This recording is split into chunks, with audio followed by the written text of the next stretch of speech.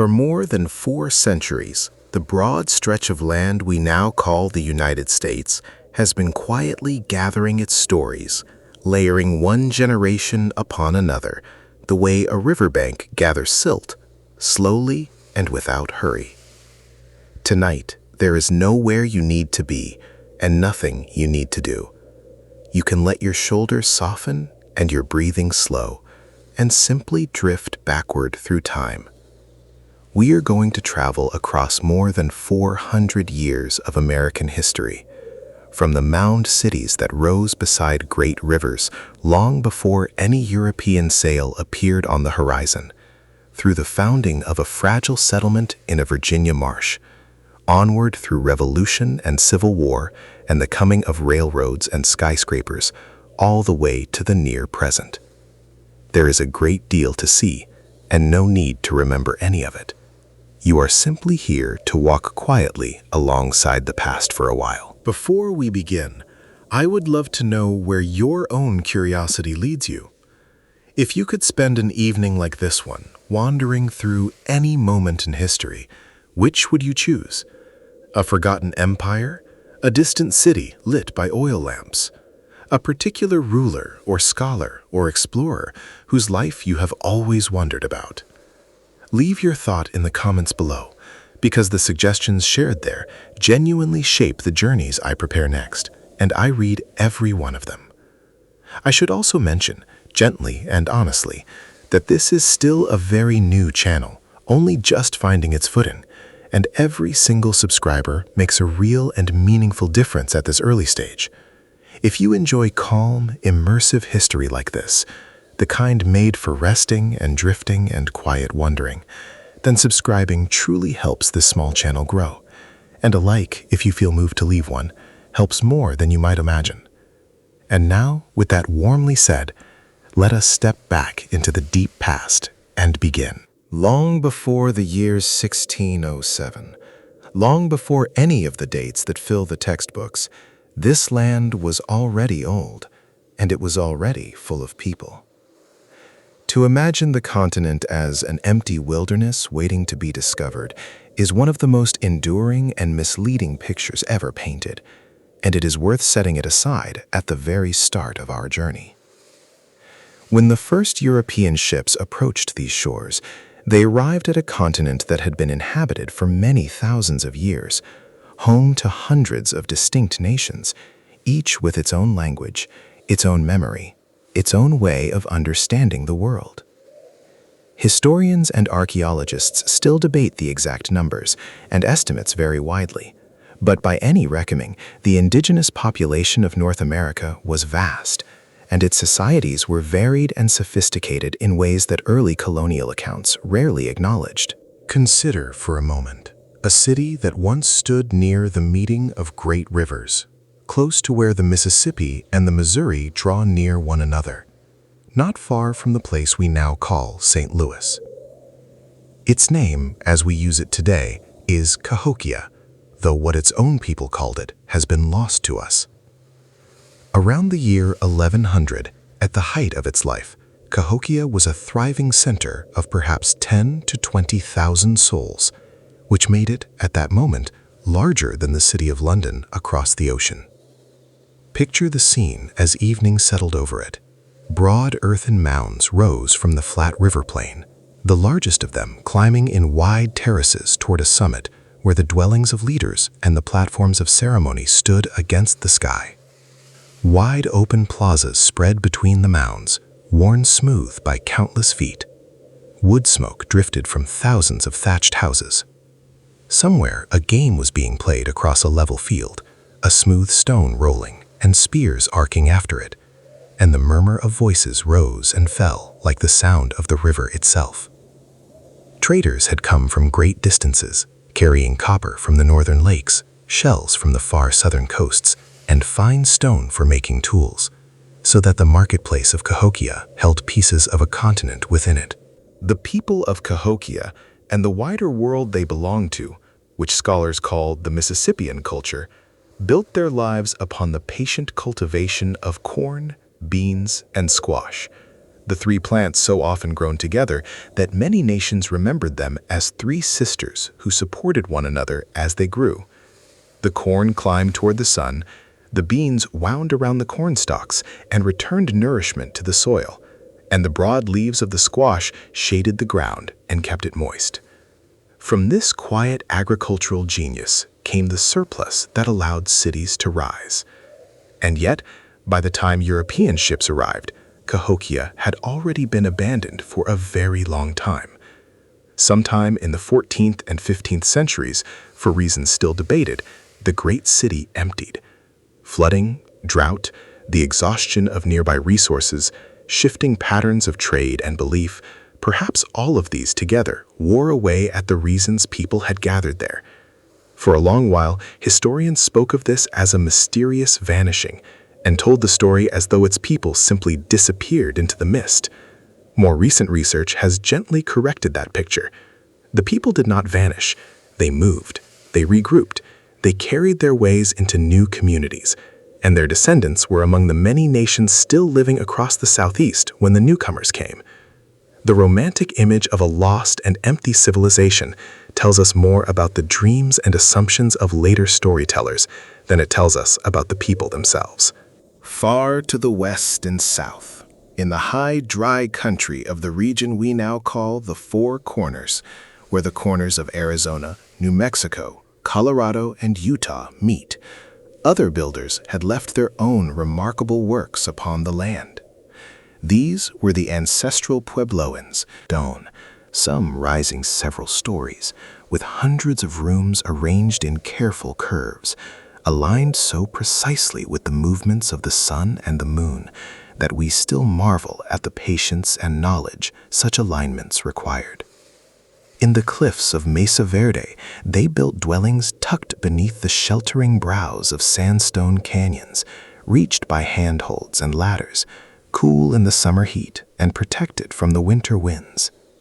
To live in that arid land at all was an achievement of ingenuity, for water was scarce and precious, and the people engineered channels and catchments to gather every drop of rain and snowmelt. Imagine standing in one of those canyons at dusk, the stone walls glowing warm gold and then deepening to rose as the light failed, the air cooling quickly, a thread of smoke rising from a rooftop where a family gathered around a fire, and the enormous silence of the desert settling over everything as the first stars appeared. Here, too, the people eventually moved on from their most famous centers, drawn away by drought and change, carrying their traditions forward into the communities that endured. In the woodlands of the Northeast, another kind of greatness had taken shape, not of stone or earth, but of law and agreement. Among the nations we often group together under the name Iroquois, and who call themselves the Haudenosaunee, meaning the people of the Longhouse. 5 nations had joined together in a confederacy, an alliance bound not by conquest, but by a shared body of principles remembered as the Great Law of Peace. The Mohawk, the Oneida, the Onondaga, the Cayuga, and the Seneca, later joined by the Tuscarora, agreed to set aside the cycle of blood feud among themselves and to settle their disputes instead through a council of representatives, meeting and deliberating until agreement could be reached. Among the Haudenosaunee, the clan mothers, the respected elder women of each family line, held real and lasting power, for it was they who chose the leaders who sat in council, and they who could remove a leader who failed his people. Some scholars have argued that the example of this confederacy, with its balance of local independence and shared union, its councils, and its checks upon concentrated power, offered inspiration to the framers of the United States Constitution generations later. Other historians are far more cautious about that claim, pointing out that the framers drew chiefly upon European political thought and classical models, and that direct influence is difficult to prove. It remains a genuine and interesting debate, and an honest telling holds both possibilities gently in view, rather than declaring the matter settled. These are only a few glimpses among hundreds of peoples.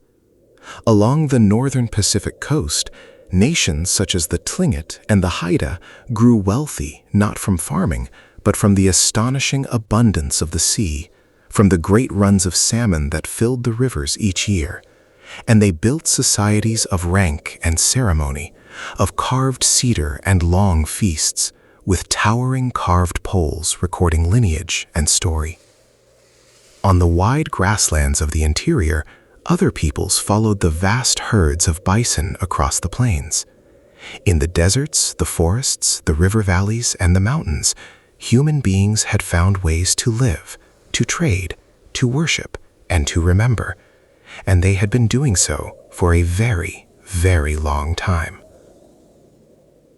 When we speak of the beginning of American history, then, we are really speaking only of the beginning of one chapter, the chapter in which the peoples of this continent and the peoples of distant continents were drawn, often violently and often tragically, into a single shared story. That drawing together began, for the wider world, with the voyages that crossed the Atlantic Ocean. It is worth pausing here to separate what is established from what is legend, because few subjects have gathered more myth around them. The Norse, sailing from Greenland around the year 1000, reached the shores of North America and established a small settlement at a place we now call L'Anse aux Meadows in Newfoundland, and the remains of their turf buildings have been carefully excavated, so we know their brief presence to be real. But their foothold did not last, and knowledge of it faded from the wider world for centuries.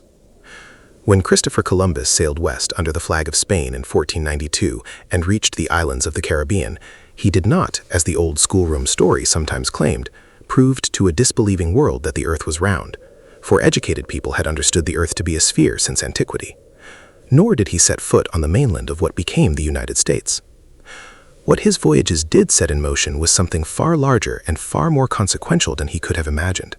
A permanent and world-changing contact between the hemispheres, bringing an exchange of plants, animals, ideas, and, devastatingly, diseases, to which the peoples of the Americas had no immunity. In the decades and centuries that followed, waves of illness swept through indigenous communities, and the loss of life was staggering, a catastrophe so immense that it reshaped the human map of the continent before most Europeans ever arrived to see it. This, too, belongs in an honest history, spoken plainly and without sensation, simply because it is true. The Spanish came first and came in force, moving through the Caribbean, into Mexico, and northward into the lands that would one day lie within the United States. In 1565, decades before any lasting English settlement, they founded a town on the coast of Florida and named it St. Augustine, and it stands to this day as the oldest continuously inhabited European established settlement in what is now the United States. Picture its early years. A modest cluster of buildings behind wooden walls, the Atlantic breaking on the nearby shore, the heat heavy in the summer air, soldiers and priests and settlers going about their work, church bells marking the hours, and beyond the walls, the older world of the Timucua people who had lived along that coast for generations. Spanish expeditions pressed into the southwest as well, into the country of the Pueblo peoples, bringing missions and soldiers and a heavy hand of demand, until in the year 1680, the Pueblo nations rose together in a great and carefully coordinated revolt that drove the Spanish out of the region for more than a decade, one of the most successful indigenous uprisings in all of the colonial era, and a reminder that the story of these centuries was never one of passive acceptance. The French, meanwhile, came less as farmers and town builders, and more as traders and travelers, threading their canoes along the great waterways of the interior, up the St. Lawrence River, through the Great Lakes, and down the long spine of the Mississippi. They built their fortunes on the fur trade, and their small settlements at Quebec and Montreal, and, much later, at New Orleans, served as gathering points for pelts carried out of the northern forests. The French generally sought partnership with the indigenous nations, whose knowledge and goodwill their trade required, learning their languages, marrying into their communities, and forging alliances that would shape the balance of power on the continent for a century and more. The Dutch, too, took their place, sailing up the wide river that now bears the name of the English explorer Henry Hudson, who had sailed it under their flag, and establishing a trading colony they called New Netherland, with its bustling little port town of New Amsterdam clinging to the southern tip of a long island the local people called Manhattan. That town, with its windmills and its gabled brick houses, and its harbor crowded with the masts of trading ships, its streets loud with a mixture of languages from across Europe and beyond, would one day, under English rule, be renamed New York. And the English, who would in time give the dominant language and many of the institutions to the country that emerged here, arrived later than their rivals, and with a good deal more stumbling. Their first serious attempt, on the island of Roanoke off the coast of present-day North Carolina in the 1580s, ended in one of the enduring mysteries of early American history. A group of settlers was left there, and when a supply ship finally returned after a long delay caused by war in Europe, the settlement was found deserted, the houses gone, the people vanished, with only the word Croatoan carved into a post to hint at where they might have gone. Historians still weigh the possibilities, that the colonists moved to live among a nearby indigenous nation, that they scattered or perished, that some combination of these fates befell them, but no certain answer has ever been found, and the lost colony, as it came to be called, drifted into the realm of legend, even as it remained a genuine historical puzzle. The English foothold that finally endured was planted in the spring of 1607, and its story is worth lingering over, because so much of what followed grew from that unpromising beginning. In December of 1606, 3 small ships, the Susan Constant, the Godspeed, and the Discovery, set sail from London carrying roughly 100 men and boys, sent by a group of investors called the Virginia Company, who hoped above all to find gold and silver, and perhaps a water route to the riches of Asia. After a long and difficult crossing, they entered the Great Bay of the Chesapeake and made their way up a broad river they named the James, in honor of their king, and on the 14th of May, 1607, they came ashore on a low, marshy peninsula and began to build. They named their settlement Jamestown, and almost everything about the choice of place was wrong. The ground was swampy, the water brackish and unhealthy, the mosquitoes relentless in summer, and the settlers themselves, many of them gentlemen unaccustomed to labor and fixed on the dream of easy treasure, were poorly suited to the hard work of survival. Within a matter of months, disease and hunger began to thin their numbers. By the following winter, only a fraction of the original party remained alive. Imagine standing within the rough wooden walls of that first fort in those early months. The air is thick and damp. The smell of the marsh hangs over everything. Men move slowly, weakened by fever, their clothing worn, their faces gaunt. Beyond the palisade lies the powerful world of the Powhatan, a confederation of many communities under a paramount leader the English called Powhatan, whose people watched these strange newcomers with a wary and shifting mixture of curiosity, trade, and hostility. The survival of Jamestown in these years owed a great deal to that uneasy relationship, for the settlers depended on trade with the Powhatan for the corn that kept them alive,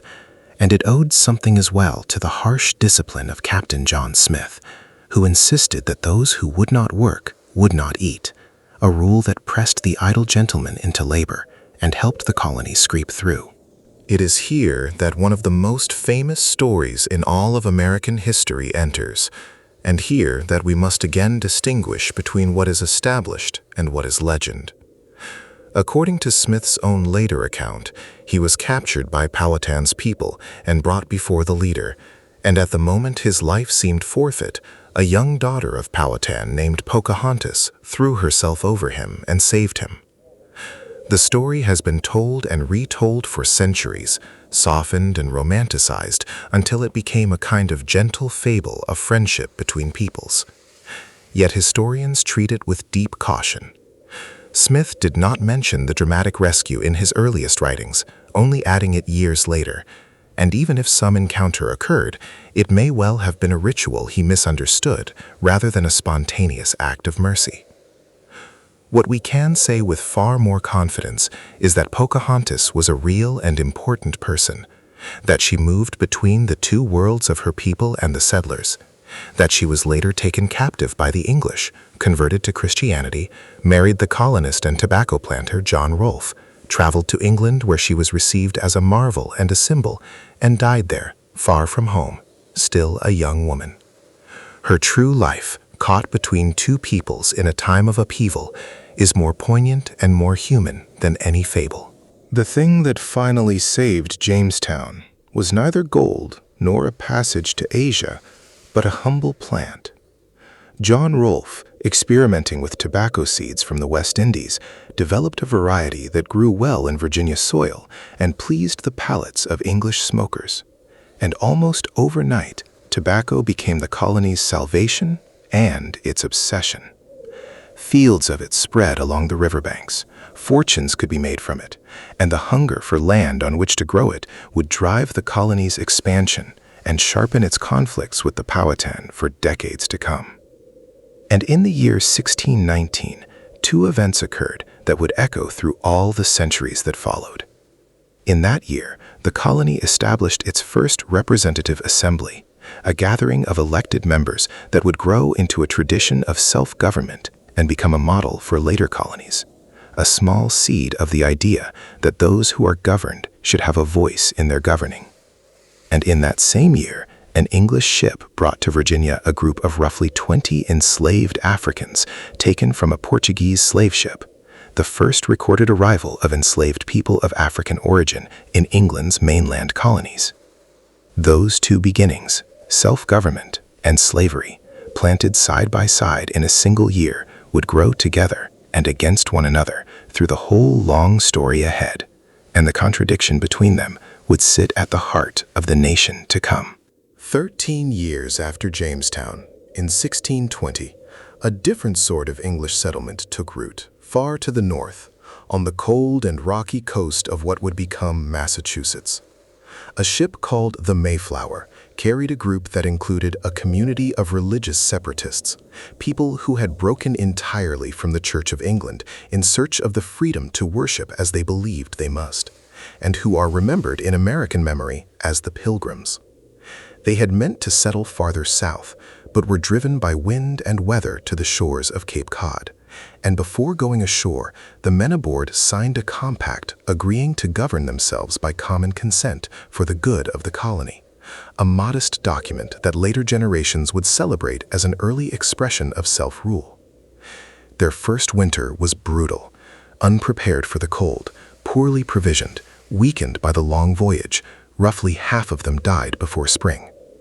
That any survived owed much to the help of indigenous neighbors, and in particular to a man named Tisquantum, often called Squanto, who had already endured an extraordinary and tragic life, kidnapped and carried to Europe, returning at last to find his own community wiped out by disease, and who now taught the newcomers how to plant corn and where to fish, and how to endure in this land. The autumn gathering that followed the first successful harvest, a shared meal between the surviving settlers and their Wampanoag neighbors, has become one of the most cherished and most misremembered images in the American imagination. Over the centuries, it was smoothed into a tidy story of harmony, and later still, it was fixed as a national holiday of Thanksgiving. The reality behind it was more fragile and more complicated. That meal was a moment of genuine cooperation, but it took place within an alliance shaped by hard calculation on both sides, and the peace it seemed to promise did not endure. Within a generation or two, the relationship between the growing English settlements and the peoples of the region would collapse into terrible violence. To hold both truths at once, the genuine kindness of that early cooperation and the tragedy that followed,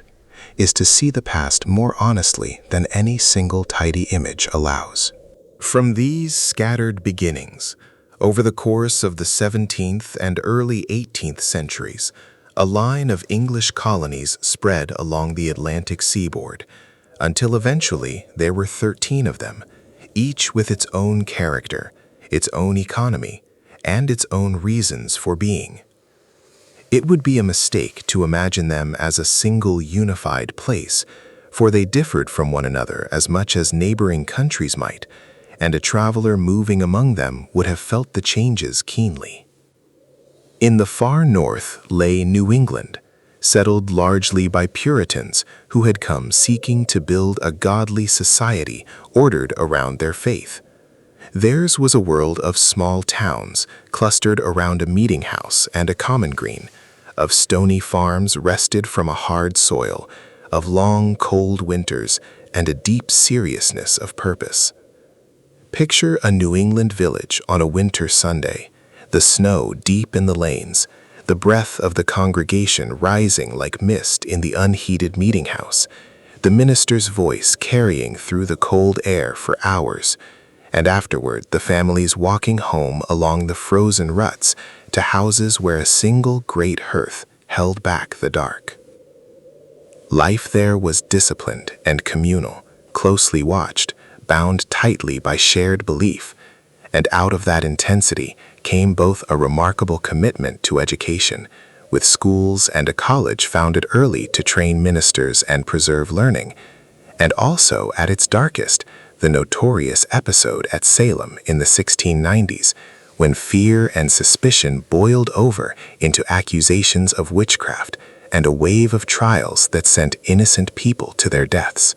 a tragedy that later generations would study as a warning about what fear can do to a community. Farther south lay the Middle Colonies, a region of remarkable variety and tolerance for its time. Here were New York, once Dutch and still shaped by that inheritance, and Pennsylvania, founded by William Penn as a haven for the Quakers, a people whose faith led them toward peace, plain living, and a striking respect for the equality of souls. Penn sought, at least at first, to deal fairly with the indigenous nations, and to welcome settlers of many faiths and nations, and his city of Philadelphia, laid out in an orderly grid beside the Delaware River, grew into one of the largest and most prosperous towns in the colonies. The Middle Colonies were the breadbasket of English America, their fertile fields heavy with wheat, their farms worked by families of German, Dutch, Scots-Irish, Swedish, and English origin, so that the sound of many languages mingled in their market towns. Imagine the harbor at Philadelphia on a bright morning, ships riding at anchor, dock workers rolling barrels of flour and casks of goods along the wharves, merchants in their counting houses tallying accounts, the smell of the river and of tar and of fresh bread from a nearby bakehouse, and the steady, industrious hum of a place growing richer by the year. And in the south lay a different world again, a country of great rivers and long growing seasons, of tobacco in the Chesapeake, and farther down the coast, of rice and indigo in the humid lowlands of the Carolinas. Here the pattern of life was shaped above all by the plantation, a large agricultural estate producing crops for export across the Atlantic, and by the labor that worked it. In the earliest years, much of that labor had been performed by indentured servants, poor men and women from Britain and Ireland who sold years of their lives in exchange for passage across the ocean and the hope of land at the end of their term. But over the course of the 17th century, and hardening into rigid law by its final decades, the southern colonies turned increasingly to the enslavement of Africans, and slavery became the foundation upon which the whole southern economy was built. This is among the most important and most painful threads in the entire story, and it must be told with clarity rather than turned away from.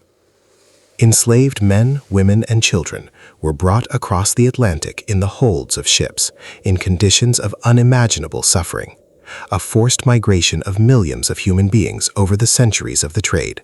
and those who survived the crossing were sold into a lifetime of bondage that would, by law, pass down to their children and their children's children. It is worth pausing to imagine, quietly and without sensation, the human reality behind these words,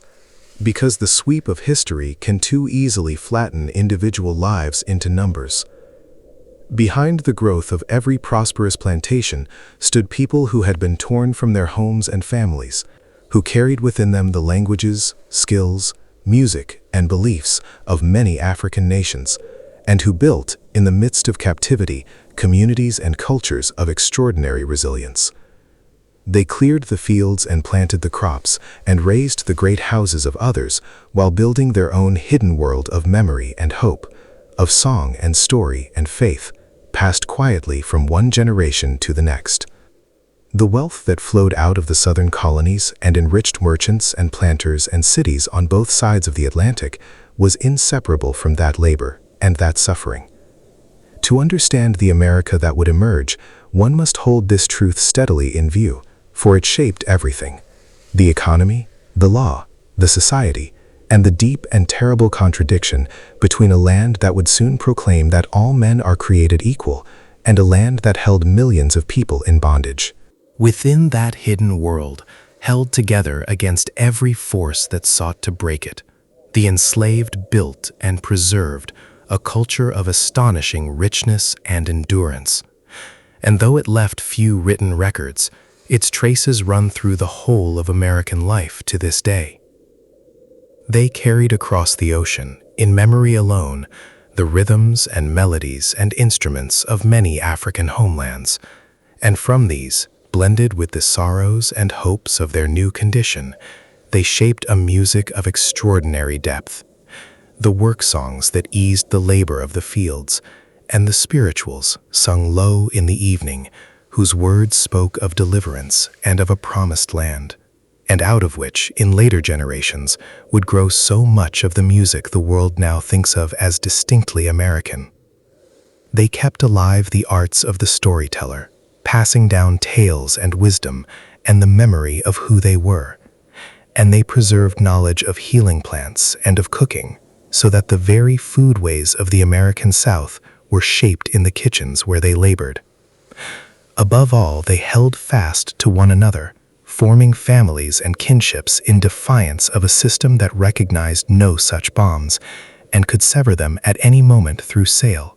and enduring those separations with a strength that is difficult even to imagine.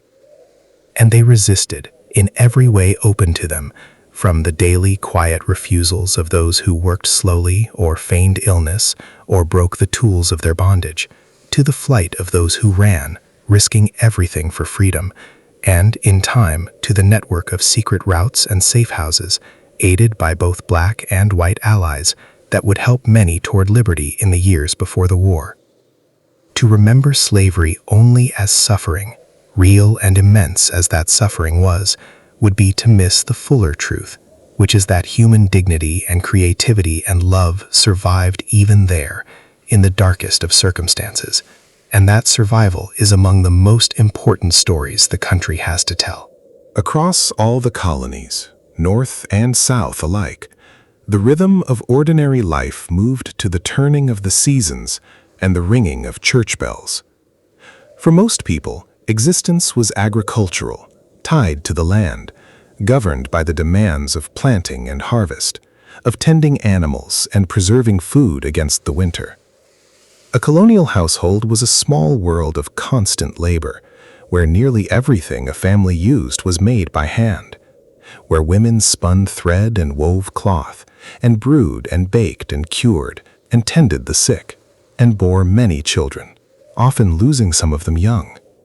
and where men worked the fields and the workshops from the first light until dark. Imagine a farmhouse kitchen on an autumn evening, the great fire burning low,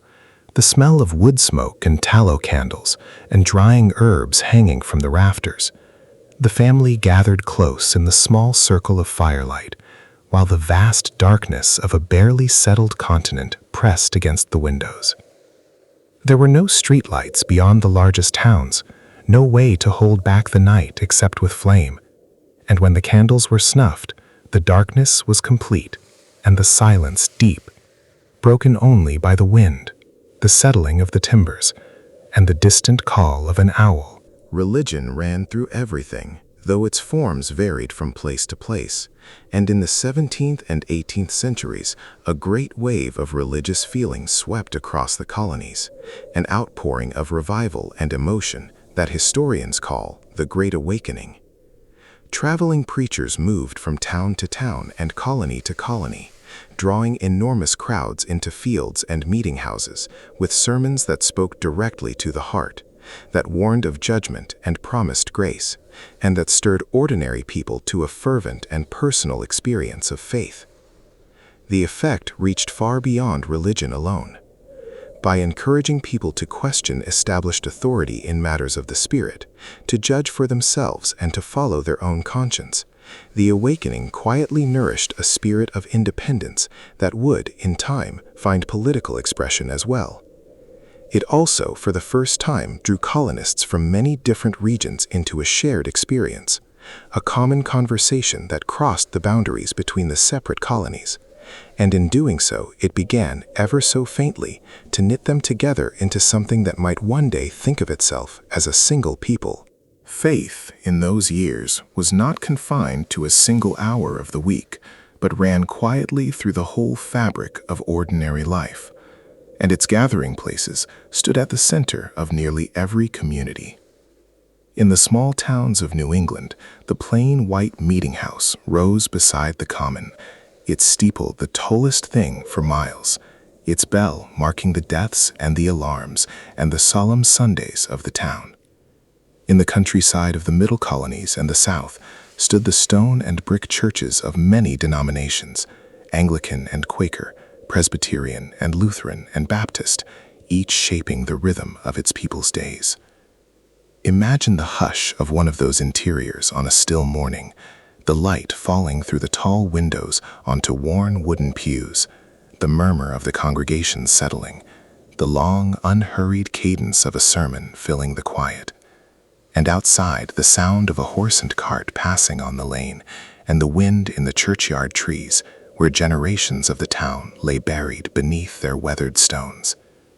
For most people, the church was not only a place of worship, but the keeper of the community's memory and conscience, the place where births and marriages and deaths were recorded and mourned and celebrated, where the poor were aided and the wayward corrected, and where a scattered and often isolated people came together to remember that they belonged to something larger than themselves.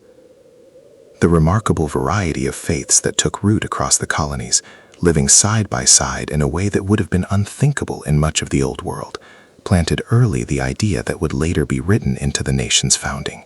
that a person's conscience in matters of belief should be free. Beneath the surface of daily life ran the great currents of trade, for the colonies existed within a vast Atlantic economy that bound together Europe, Africa, and the Americas in a web of ships and goods, and, tragically, human beings. From the colonies flowed tobacco and rice and indigo, timber and fish and furs, and grain from the middle colonies. To the colonies came manufactured goods from Britain, cloth and tools and fine things, and from the Caribbean came sugar and molasses, much of it distilled in New England into rum. And running through the darkest strand of this commerce was the trade in enslaved people,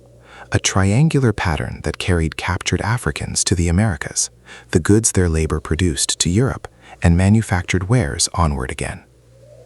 The great port towns, Boston and Newport, New York and Philadelphia and Charleston, grew wealthy on this commerce, their harbors crowded with masts, their wharves piled with barrels and bales, their streets alive with sailors and merchants, dockhands and craftsmen, the enslaved and the free.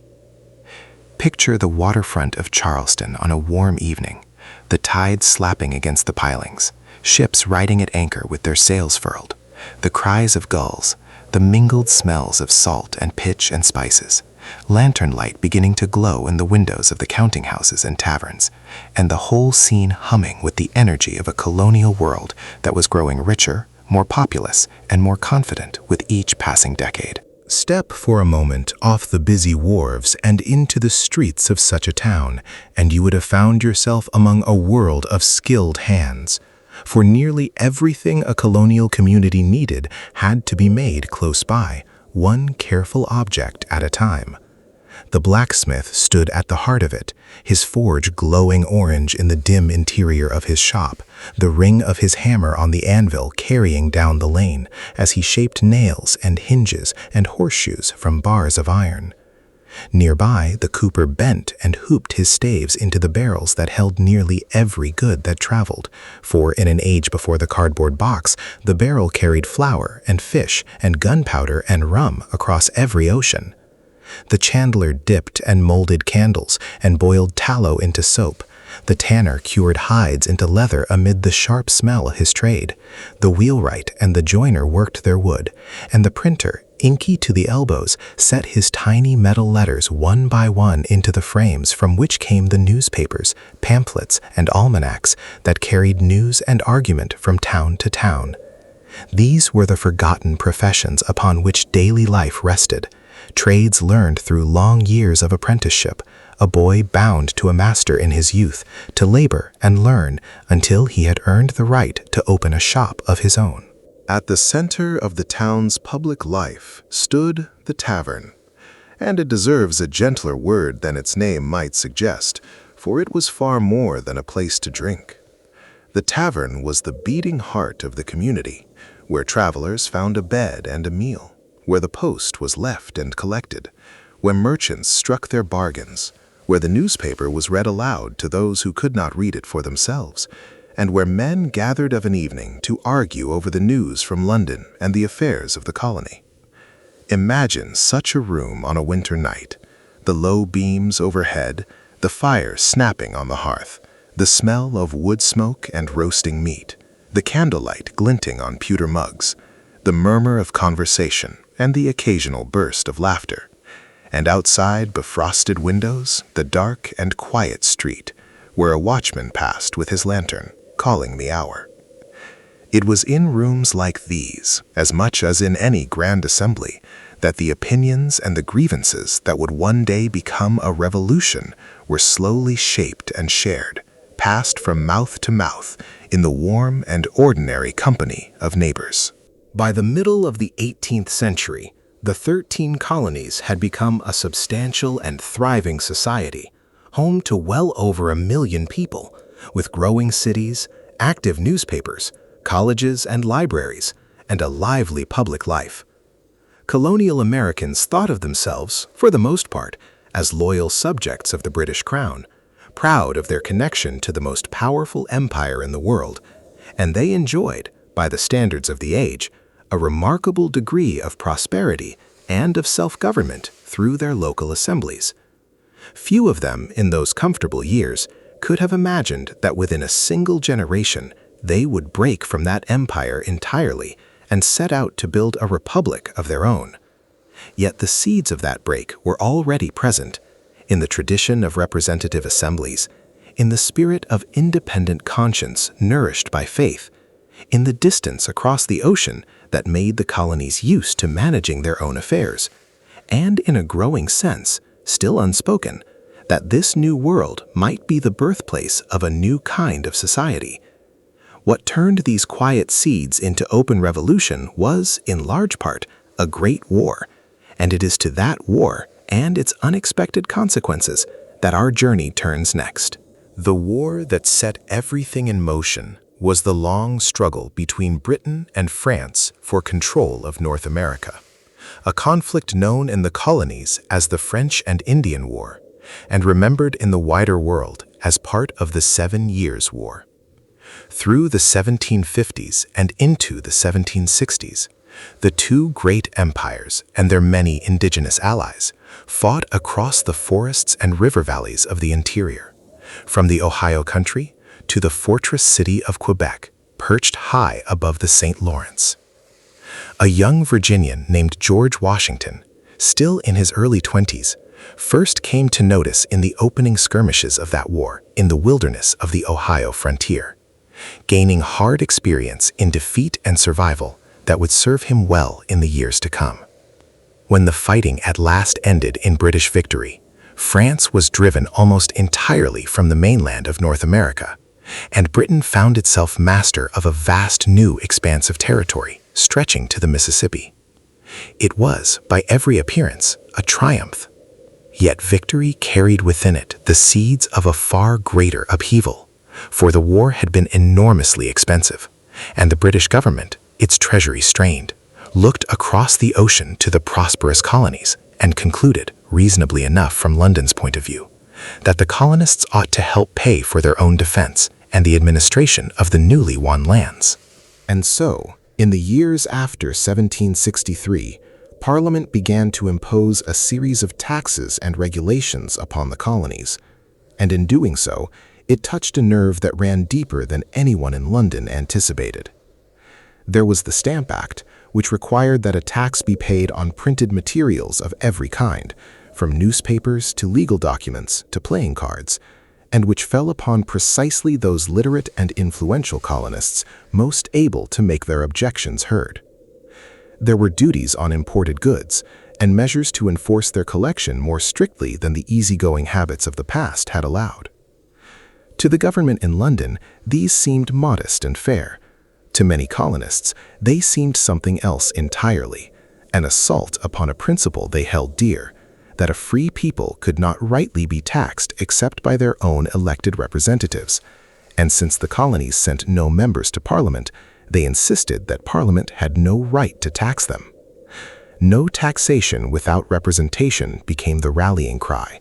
and around it gathered a swelling movement of protest, of pamphlets and petitions, of boycotts against British goods, and of crowds in the streets. The tension deepened through a series of confrontations that hardened feeling on both sides. In the town of Boston, where resistance ran especially strong, the presence of British soldiers sent to keep order became a constant source of friction. And on a cold night in March of 1770, that friction turned to blood, when a tense confrontation between a crowd and a group of soldiers ended with the soldiers firing into the crowd and several colonists lying dead in the snow.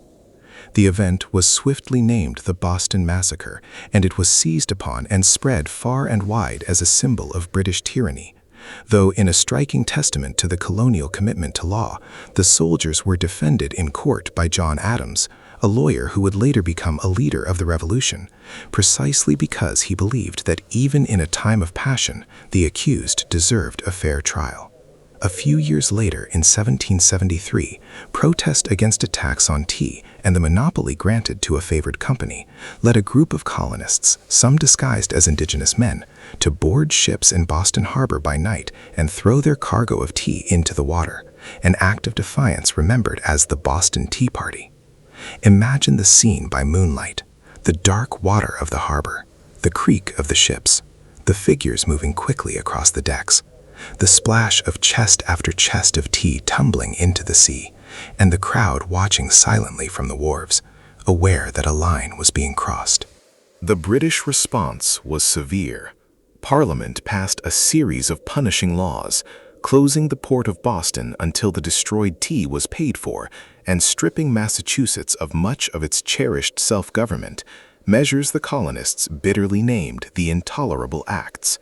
Rather than isolating Boston and cowing the others, these punishments had the opposite effect, awakening a sense of common cause among the colonies, a feeling that an injury to one might become an injury to all. In the autumn of 1774, representatives from 12 of the colonies gathered in Philadelphia in what became known as the First Continental Congress to consult together and to decide how to respond. And though many of them still hoped for reconciliation, still thought of themselves as loyal subjects seeking only the restoration of their rights, events were now moving faster than any of them could control. In the spring of 1775, in the countryside outside Boston, the long accumulation of grievance and defiance finally caught fire into open war.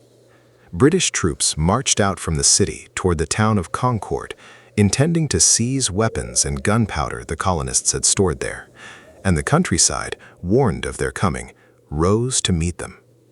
At Lexington, in the pale light of early morning, a small band of colonial militia stood upon the village green as the redcoats approached, and amid the confusion, a shot rang out, no one to this day knows fired by whom, and then a volley. and men fell dead upon the grass. At Concord and all along the road back to Boston, the militia harried the retreating column from behind stone walls and hedgerows, and by the end of that long day, the war had begun. The famous ride of Paul Revere to warn the countryside belongs to this moment, though here again we should gently separate the history from the legend, for the stirring poem written many decades later by Henry Wadsworth Longfellow, which fixed Revere in the national memory, simplified and dramatized a night in which several riders shared the work of warning, and in which Revere himself was in fact captured before completing his route. The real events were less tidy and more collective than the poem suggests, which takes nothing away from their courage and only reminds us how easily history hardens into myth. By the following year, the movement had traveled a great distance from its early hope of reconciliation toward the once unthinkable goal of complete independence. A powerfully argued pamphlet called Common Sense, written by the recently arrived Englishman Thomas Paine and published early in 1776, did much to carry ordinary opinion the rest of the way, arguing in plain and forceful language that it was absurd for a great continent to be governed by a distant island, and that the time had come for America to stand on its own. And so, through the early summer of 1776, the Second Continental Congress, meeting in Philadelphia, moved toward the decisive step. A committee was appointed to prepare a formal declaration, and its principal author, a young Virginian named Thomas Jefferson, composed a document that would outlast every battle of the war and echo far beyond the shores of America. On the 4th of July, 1776, the Congress adopted the Declaration of Independence, announcing to the world the separation of the 13 colonies from Great Britain, and setting forth, in words that would be quoted and invoked and struggled over for centuries to come, the proposition that all men are created equal and are endowed with certain unalienable rights, among them life, liberty, and the pursuit of happiness. It is impossible to pass over those words without pausing, calmly and honestly, upon the vast gap between the ideal they proclaimed and the reality of the society that proclaimed them. The man who wrote that all men are created equal himself held many human beings in slavery, as did a great number of the leaders gathered in that hall. The stirring language of the Declaration did not extend in the practice of that time to the enslaved, nor to the indigenous peoples, nor in most respects to women. And yet the words, once written and released into the world, took on a life of their own, becoming a standard against which the nation would forever be measured, a promise that later generations, including the very people excluded from its original reach, would seize upon and hold up and demand be honored. The story of American history from that day forward can, in large part, be understood as the long, unfinished, often bitter struggle to close the distance between that promise and the reality, and that struggle is far from over even now. The war itself was long, hard, and often desperate, and for much of its course, the outcome was anything but certain. The Continental Army, placed under the command of George Washington, whose greatest gifts proved to be less brilliance on the battlefield than an iron determination to keep his army together and in the field through every hardship, faced the most powerful military in the world with poorly trained, poorly supplied, and often unpaid troops. There were disastrous defeats and narrow escapes, and there were moments when the whole enterprise seemed on the verge of collapse. In the bitter winter that Washington's army spent encamped at Valley Forge, cold and hungry and ravaged by disease, huddled in rough huts against the freezing wind, the cause hung by a thread, and the endurance of those soldiers through that season of suffering became a lasting emblem of the war's cost. What turned the tide more than any single battle was the entry of France into the war on the American side, an alliance secured after the colonists won an important victory at Saratoga that convinced the French their new friends had a genuine chance of success. French money, French supplies, French soldiers, and above all the French Navy transformed the strategic picture, And in the autumn of 1781, the combined American and French forces trapped a British army under General Cornwallis at Yorktown on the Virginia coast, cutting off its escape by land while the French fleet held the sea. Besieged and without hope of rescue, Cornwallis surrendered, and though scattered fighting continued for a time, the war for American independence was, in effect, won. 2 years later, in 1783, the Treaty of Paris formally ended the conflict, with Britain recognizing the independence of the United States and ceding to the young nation a vast expanse of territory reaching westward to the Mississippi River. A new country had been born, improbably out of a scattering of quarreling colonies, and now it faced the far harder question of what exactly it was going to be. Winning independence turned out to be only the beginning of the difficulty, for the 13 states, having thrown off one central authority, were deeply reluctant to submit to another, even one of their own making. Their first attempt at a shared government, a framework called the Articles of Confederation, deliberately kept the central government weak, little more than a loose league of friendship among sovereign states, without the power to tax, without a strong executive, without the means to compel cooperation or to manage the debts and disputes that quickly piled up. For a few years, the new nation stumbled along under this arrangement, and its weaknesses grew steadily more apparent as the states quarreled over trade and boundaries, as the government proved unable to pay the soldiers who had won the war, and as an armed uprising of desperate and indebted farmers in Massachusetts, put down only with difficulty, frightened many leaders into believing that the whole experiment might dissolve into chaos unless something stronger were built. And so, in the warm months of 1787, a gathering of delegates assembled once again in Philadelphia, in the same building where independence had been declared 11 years before, charged officially only with revising the articles, but determined, many of them, to construct something entirely new. Through a long, hot summer, behind closed windows and under a pledge of secrecy that allowed them to speak and argue and change their minds freely, they debated the shape of a national government. Imagine that room. The delegates in their coats despite the heat, the windows shut against eavesdroppers so that the air grew close and stifling, the murmur of argument rising and falling, the scratch of pens, the presence of the aged and revered Benjamin Franklin lending his calm authority, and George Washington presiding in silence over it all, his very presence a reassurance to a nervous country. The questions they wrestled with were profound and difficult. How could power be granted to a central government strong enough to govern, yet checked and divided so that it could never become the kind of tyranny they had just fought a war to escape? How could the interests of large states and small states be reconciled, when the small feared being swallowed and the large resented being outvoted? Out of these debates came a series of compromises, some wise, some troubling, that together formed the Constitution of the United States. The government they designed was divided into 3 branches: a legislature to make the laws, an executive to carry them out, and a judiciary to interpret them, each given the means to check and balance the others so that no single part could dominate.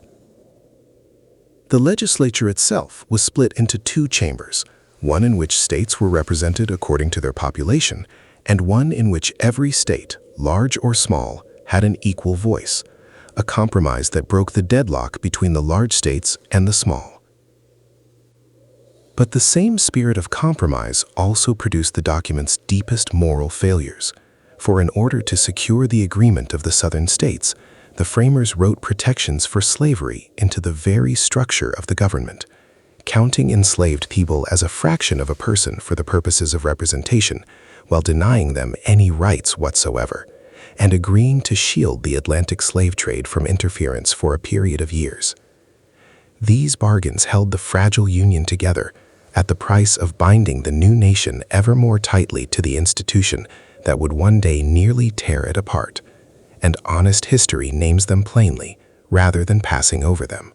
When the Constitution was finished and signed in September of 1787 by most, though not all, of the delegates present, the fight was far from over, for the document had to be ratified by the states before it could take effect, and the country divided sharply over whether to accept it. Those who favored it, called the Federalists, argued that only a stronger union could secure the liberty and prosperity the Revolution had promised, and three of them, Alexander Hamilton, James Madison, and John Jay, wrote a series of essays under a shared pen name, defending the new plan with such depth and eloquence that these Federalist papers are still studied today as one of the great works of political thought.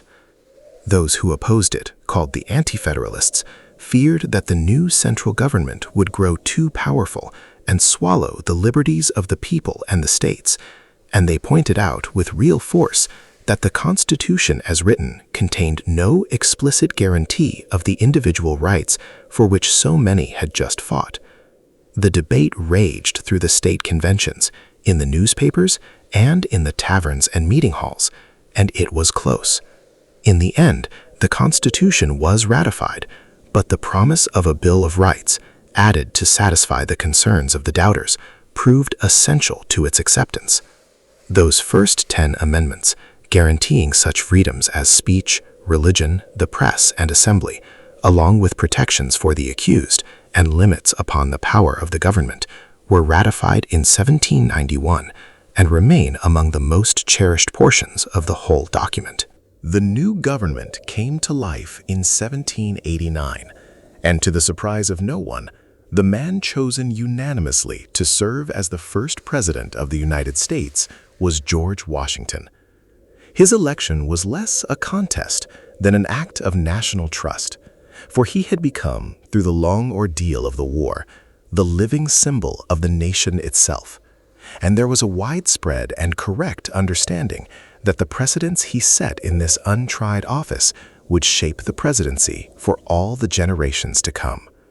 He governed with a careful sense of that responsibility, aware that every step he took was a step no American had taken before. He gathered around him a group of gifted and strong-willed advisors, and almost immediately those advisors fell to quarreling over the direction the country should take, a quarrel that gave birth to the first political parties, something the framers had neither planned for nor desired. On one side stood Alexander Hamilton, who envisioned a strong national government, fostering commerce, manufacturing, and financial power, and who built the institutions of national credit and a national bank to that end. On the other stood Thomas Jefferson, who dreamed instead of a republic of independent farmers, who distrusted concentrated financial and governmental power, and who feared that Hamilton's vision would recreate the very kind of moneyed aristocracy the Revolution had rejected. Around these two visions, the nation's politics organized themselves, and the pattern of vigorous, sometimes bitter partisan disagreement, so often lamented and so rarely absent, was set at the very beginning. Around the persons of the founders, a whole body of legend would later gather, and it is worth a gentle word of caution here as well. The cherished story of the boy George Washington confessing to chopping down his father's cherry tree, unable to tell a lie, was invented by an early biographer eager to furnish the great man with a suitably virtuous childhood, and has no basis in fact. Such tales, harmless in themselves, remind us how a people hungry for heroes will clothe their founders in myth, and how the calm work of history is forever gently brushing away the embroidery to find the real and more human figures underneath. Washington was neither the flawless marble figure of legend nor a mere ordinary man, but something more interesting than either. A proud, ambitious, deeply self-disciplined person who genuinely wrestled with the responsibilities placed upon him, and who, in the single act that perhaps did more than any other to secure the young republic, chose to step down from power after 2 terms rather than cling to it, establishing by his own example the peaceful surrender of authority that would become one of the quiet miracles of the American system. Even as the new nation found its footing, its gaze turned westward, toward the enormous expanse of land beyond the mountains, And the story of the next several decades is in large part the story of that expansion, with all its energy and all its cost. The single greatest leap came in 1803, during the presidency of Thomas Jefferson, when an unexpected opportunity arose to purchase from France the vast territory of Louisiana, a great swath of the continent stretching from the Mississippi far to the northwest, an area that would in time be carved into many states. The French leader Napoleon, embroiled in wars in Europe and having abandoned his ambitions in the Americas, offered the whole immense region for sale, and Jefferson, though privately uncertain whether the Constitution even permitted such a purchase, seized the chance. And with the stroke of a pen, the size of the United States roughly doubled. To learn what had been acquired, Jefferson dispatched an expedition led by Meriwether Lewis and William Clark, who set out to travel up the Missouri River and across the mountains to the Pacific and back, a journey of more than 2 years through country unknown to them, guided and aided at a crucial stage by a young Shoshone woman named Sacagawea, whose knowledge and presence helped carry the expedition through. Their journals recorded a land of astonishing abundance and beauty, of endless grasslands and towering mountains and great rivers, and of the many indigenous nations who already lived there and who would, over the coming century, bear the heaviest burden of the westward surge that these explorations helped to unleash. Not all the young nation's trials were of its own choosing. In 1812, drawn into the great conflict then raging between Britain and Napoleon's France,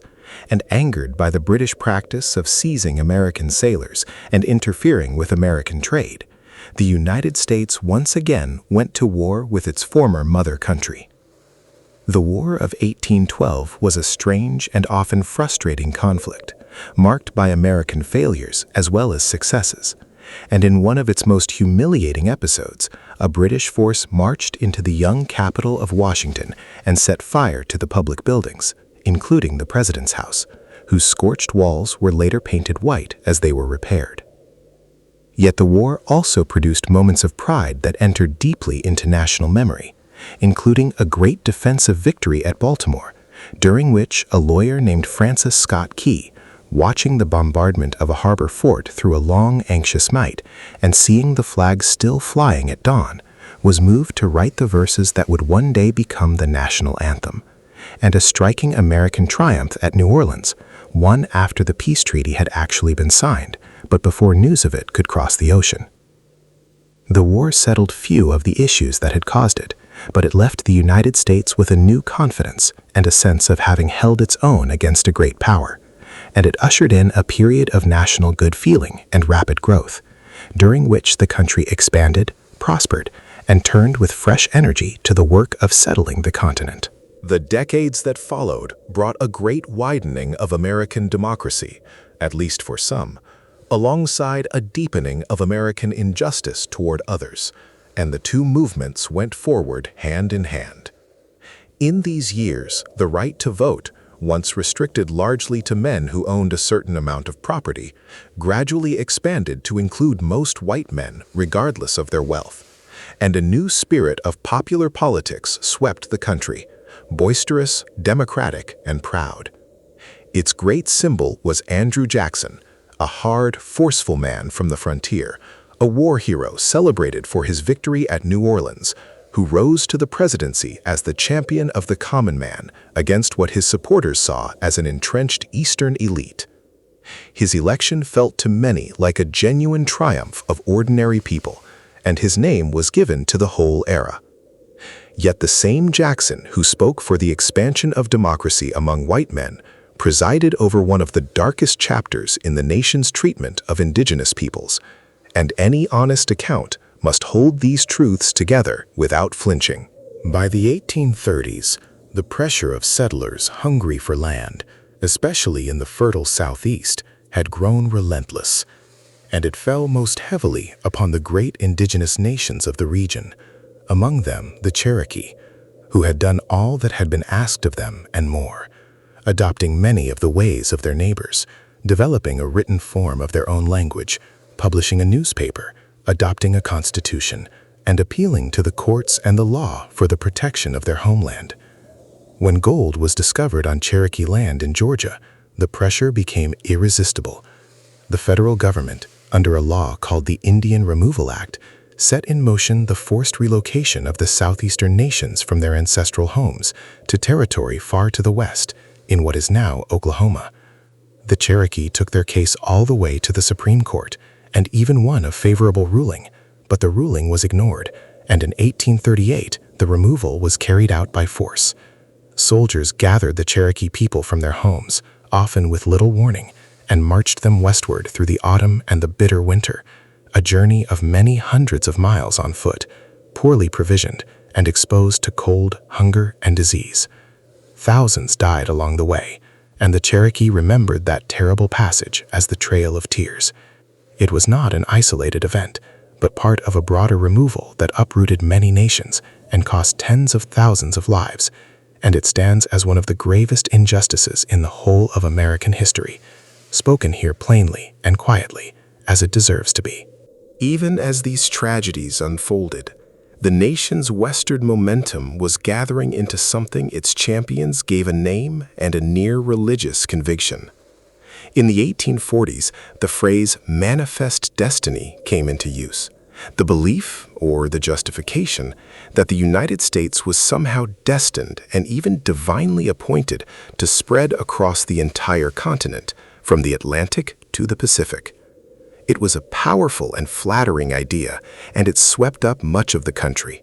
And it provided a comfortable moral covering for expansion that came again and again at the expense of others. Under its banner, the United States annexed the vast region of Texas, which had recently won its own independence from Mexico in a struggle whose memory the defenders of a small mission called the Alamo would forever haunt. And the annexation of Texas helped push the two nations into open war. The conflict with Mexico, fought in the late 1840s, ended in a sweeping American victory, and by its terms, Mexico ceded an enormous territory to the United States, including the lands that would become California, Nevada, Utah, and much of the Southwest. In a single generation, the country had grown to span the continent. Yet even at the time, thoughtful voices questioned the justice of it. A young congressman named Abraham Lincoln, among others, openly doubted the honesty of the war's origins, and the poet and thinker Henry David Thoreau went to jail rather than pay a tax that would support it. The gap between the nation's ideals and its actions was, once again, plainly visible to those willing to look. Then, almost as if the land itself wished to hasten the newcomers onward, gold was discovered in California in 1848, just as the territory passed into American hands, and the news set off one of the great human stampedes in history. From every corner of the country and from around the world, tens of thousands of people poured toward California in search of sudden fortune,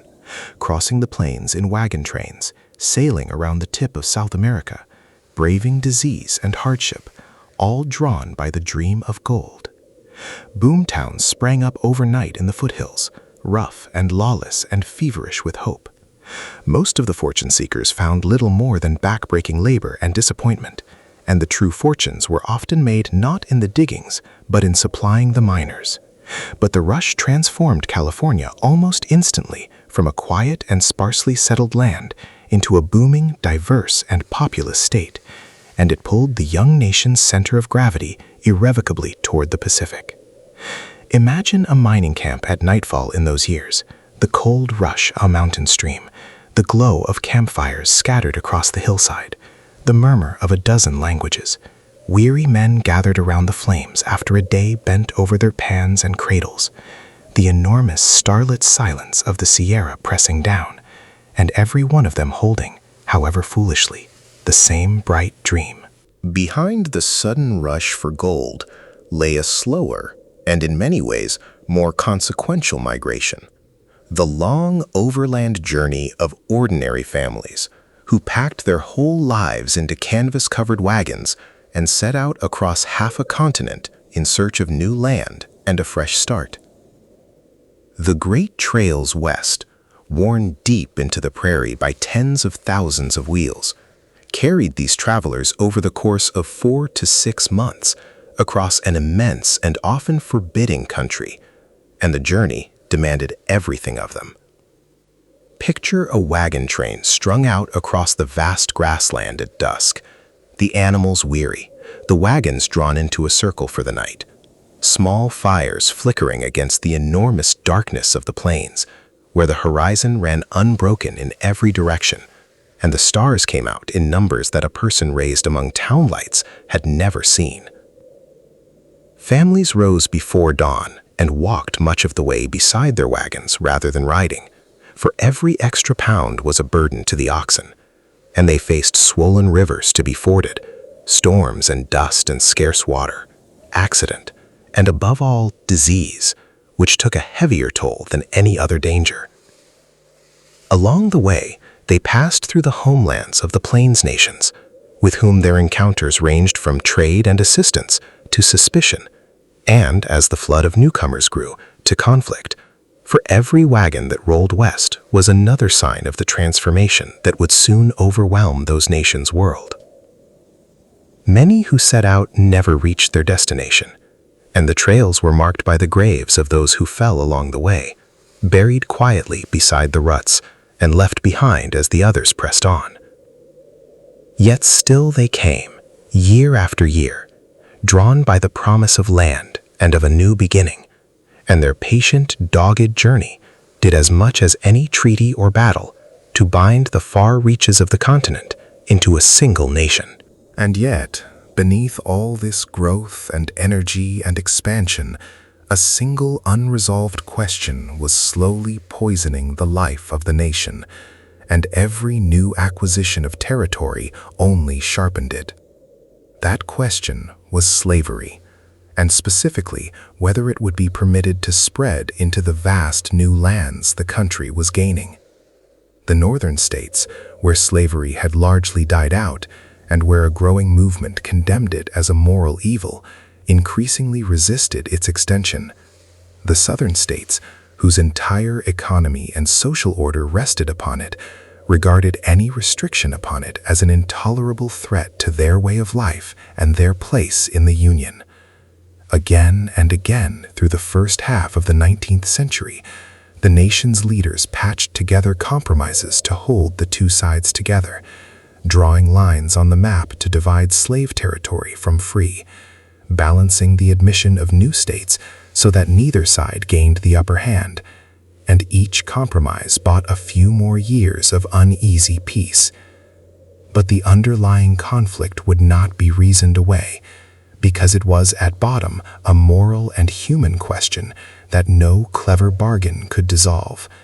The question of whether millions of human beings would remain in bondage, and the ground beneath the compromises grew more unstable with every passing year. The 1850s saw the delicate structure of compromise began to collapse. A new and sweeping arrangement meant to settle the matter instead inflamed it further, in part because it included a harsh law compelling the return of people who had escaped from slavery. A law that horrified many in the North and forced the reality of slavery into the daily conscience of people who had preferred to look away. A widely read novel brought the sufferings of the enslaved into countless northern homes and hardened anti-slavery feeling into a moral crusade. When the question of slavery was thrown open in the territories of Kansas and Nebraska, settlers for and against poured in and fell to fighting, and the region earned the grim name of Bleeding Kansas as a foretaste of the greater war to come. A decision of the Supreme Court, meant to settle the legal status of the enslaved once and for all, declared instead that people of African descent could not be citizens and that Congress had no power to bar slavery from the territories, a ruling that outraged the North and seemed to slam shut every peaceful path forward. And in 1859, a fervent abolitionist named John Brown, convinced that only violence could end the evil of slavery, led a raid on a federal arsenal in Virginia, hoping to spark a general uprising of the enslaved. The raid failed, and Brown was captured and hanged, but he was mourned as a martyr in much of the North and feared as a terrorist in the South. And the fact that the two regions could look upon the same man and see such utterly opposite things revealed how far apart they had grown and how little common ground remained. It was into this atmosphere of crisis, in the election of 1860, that Abraham Lincoln was raised to the presidency. He had risen from the humblest of origins, born in a log cabin on the frontier, largely self-taught, a lawyer and a politician of remarkable eloquence and depth. And though he was no radical abolitionist and pledged not to interfere with slavery where it already existed, he stood firmly against its extension into the territories, and that was enough. To the leaders of the South, his election was the final and unbearable sign that their power within the Union was slipping away, and that the institution upon which their world rested was under threat.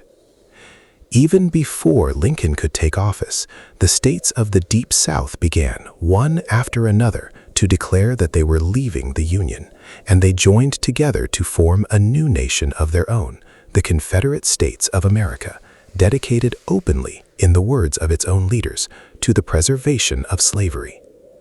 The great and terrible reckoning that so many had labored so long to avoid could no longer be postponed. In the spring of 1861, when Confederate forces opened fire on a federal fort in the harbor of Charleston, South Carolina, the guns that had been gathering for a generation finally spoke, and the nation descended into the bloodiest war it has ever known. Here, at the threshold of that war, it is worth pausing to address plainly a question that has been the subject of long argument, though far less among serious historians than in the wider culture. That question is what the war was truly about,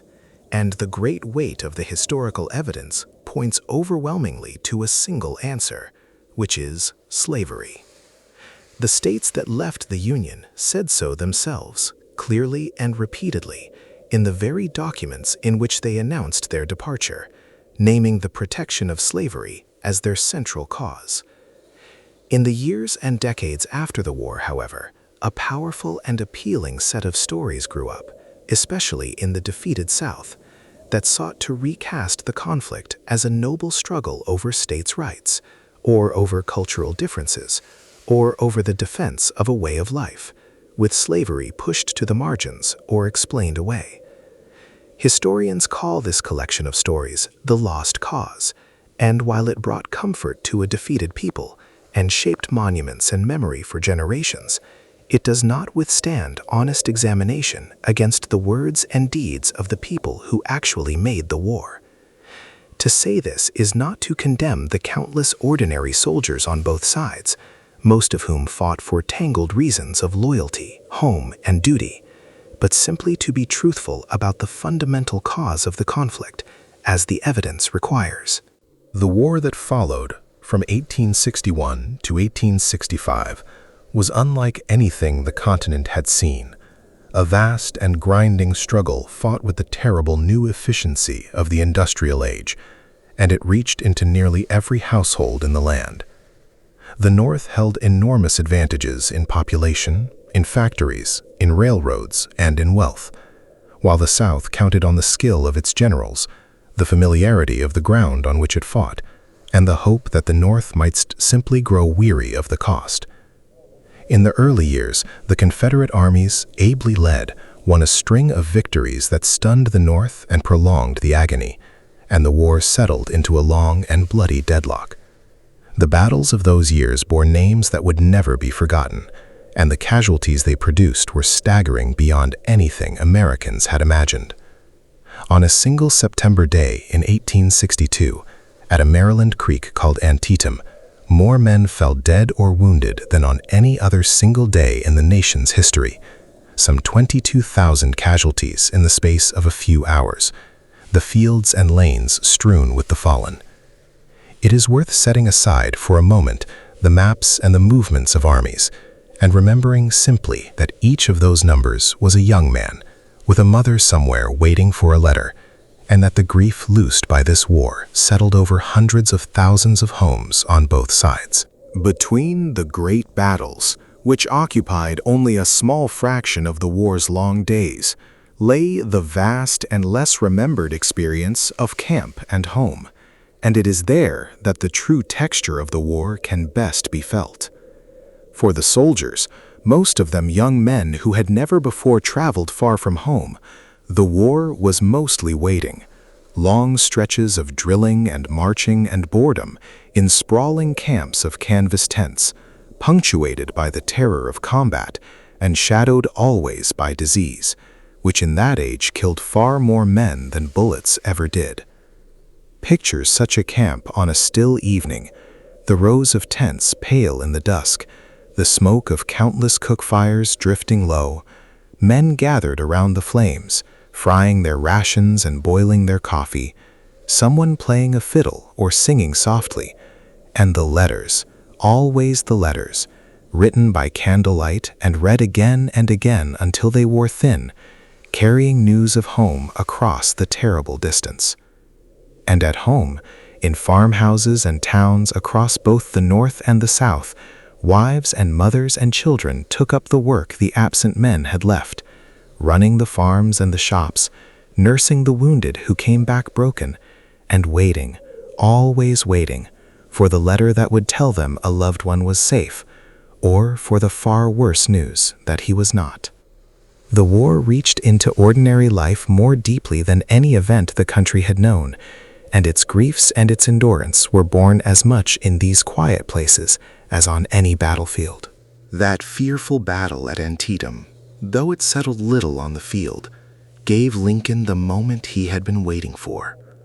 For he had come to see that the war could not be won, and ought not to be won, without striking at the institution that had caused it.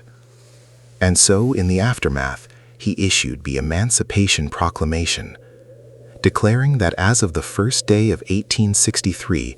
the enslaved people held in the states then in rebellion were to be free. Its immediate legal effect was limited, for it could not reach into the areas beyond the reach of the Northern armies, and it did not touch slavery in the border states that had remained loyal, and cautious historians have long debated Lincoln's own motives and the true reach of the document. But whatever its limits, its meaning was immense, for it transformed the character of the war, turning a struggle to preserve the Union into a struggle to end slavery as well. And it opened the way for hundreds of thousands of black men, many of them newly freed, to take up arms in the Northern armies and fight for their own liberation. Nearly 200,000 black soldiers and sailors would serve the Union cause before the war was done,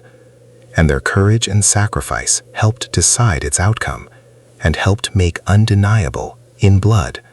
the claim of black Americans to a place in the nation they were helping to save. The turning point came in the summer of 1863. In the East, a great Confederate invasion of the North was halted at the small Pennsylvania town of Gettysburg in 3 days of savage fighting, the largest and costliest battle ever fought on the continent. After which, the Confederate Army, broken and bled, retreated south and never again mounted so serious a threat. In the West, on nearly the same days, the fall of a fortress city on the Mississippi gave the North control of that great river and split the Confederacy in two. From that summer onward, though much hard fighting and much dying remained, the eventual outcome grew steadily less in doubt.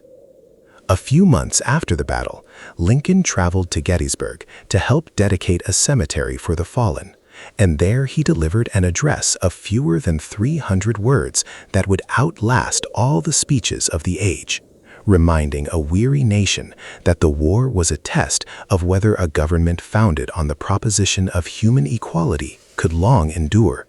and calling upon the living to dedicate themselves to a new birth of freedom, so that government of the people, by the people, and for the people should not perish from the earth.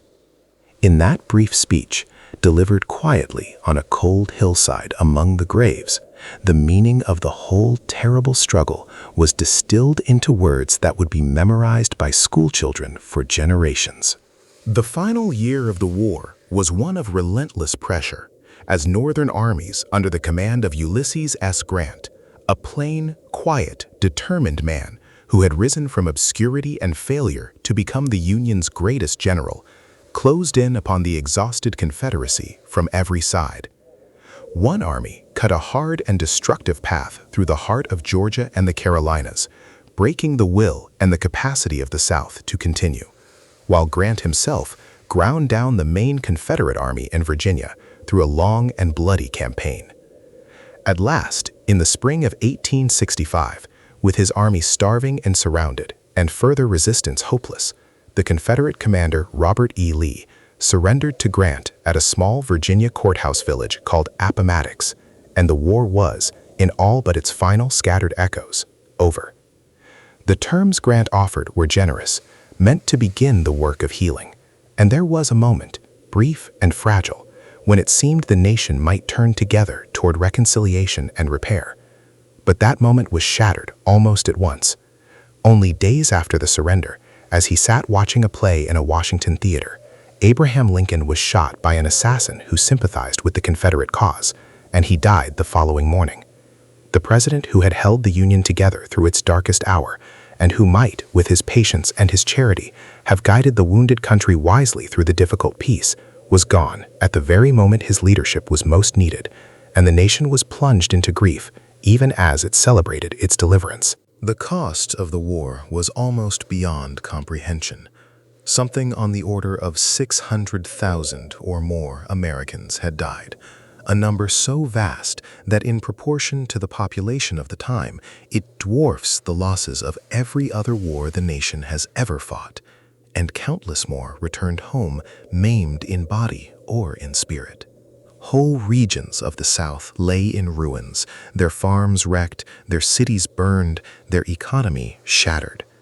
And yet, out of all that suffering, something of enormous consequence had been achieved, for the Union had been preserved, and the institution of slavery, the great original sin woven into the country's founding, had been destroyed. In the months after the war, the 13th Amendment to the Constitution formally and permanently abolished slavery throughout the entire nation, and roughly 4 million people who had lived their whole lives or been born in bondage were now free. The day that news of freedom finally reached the last enslaved people in Texas in June of 1865 would come to be remembered and celebrated as Juneteenth, a day of deliverance long observed within Black communities before it was recognized more widely. The question that had haunted the Republic since its birth had at last been answered with a terrible finality. But the answer to one question opened immediately onto another, just as difficult and in some ways more so, the question of what freedom would actually mean and whether the nation would honor it. And that question would define the fraught and hopeful and ultimately heartbreaking era that followed. That era is called Reconstruction, the period after the war in which the nation attempted to rebuild the South and to define the place of the newly freed people within American life. And it was a time of extraordinary promise and, in the end, of bitter betrayal. For a brief and remarkable span, it seemed as though a genuinely new order might be born. 2 further amendments were added to the Constitution, the 14th, which granted citizenship to those born in the country, including the formerly enslaved, and promised to all the equal protection of the laws, and the 15th, which declared that the right to vote could not be denied on account of race. Under the protection of Northern troops stationed in the South, Black men voted in large numbers, and Black Americans were elected to office at every level, to state legislatures, to Congress, and to positions of real authority, an astonishing transformation only a few years after the end of slavery.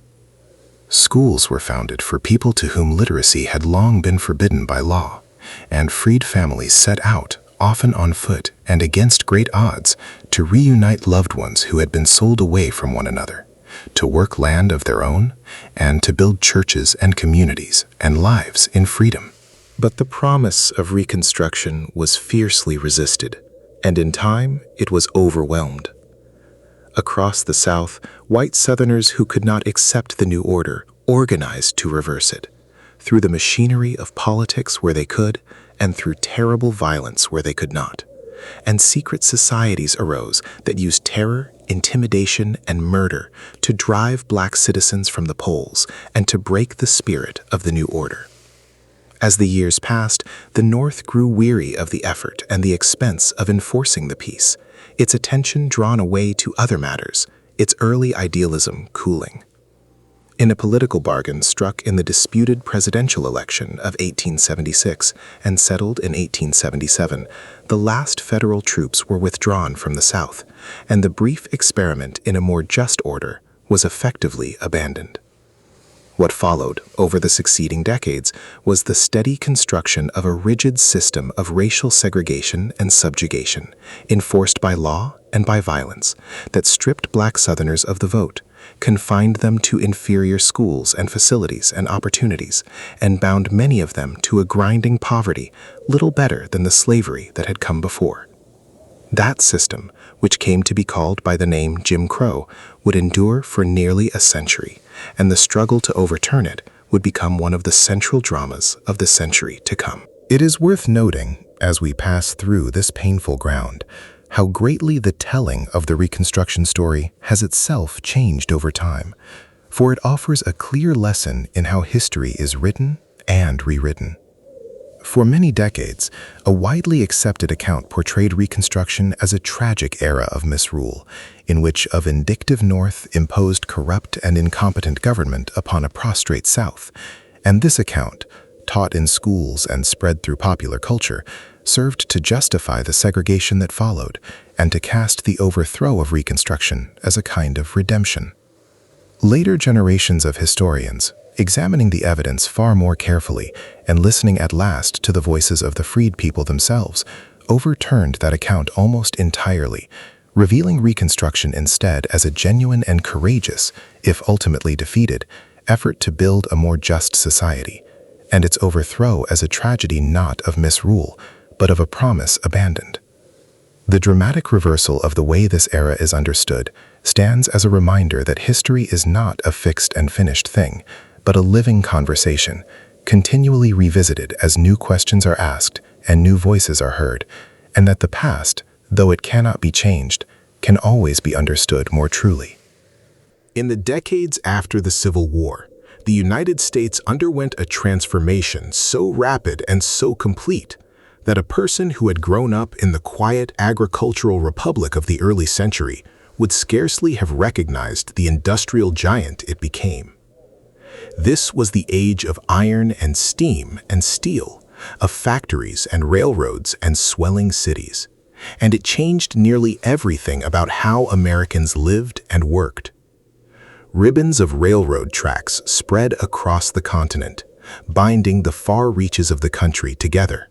and in 1869, the eastern and western lines were joined at last in the Utah desert, completing the first railroad to span the continent, and shrinking a journey that had once taken months of hardship into a matter of days. Along those rails moved the raw materials and the finished goods of a booming industrial economy: coal and iron ore and lumber, grain and cattle and manufactured wares. And the cities that sat at the great junctions of trade and industry grew at a dizzying pace, their skies darkened by the smoke of countless furnaces, their nights lit increasingly by the astonishing new glow of electric light.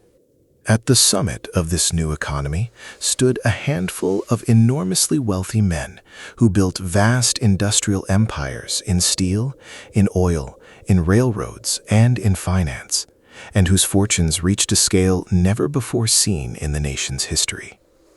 The way we remember these men reveals another of history's ongoing debates, for they have been called at different times and by different people by two very different names. To their admirers, they were the captains of industry, bold and visionary builders who organized the chaos of the economy into efficient enterprises, who created jobs and wealth on an immense scale, and who gave away great portions of their fortunes to found libraries, universities, and institutions that endure to this day.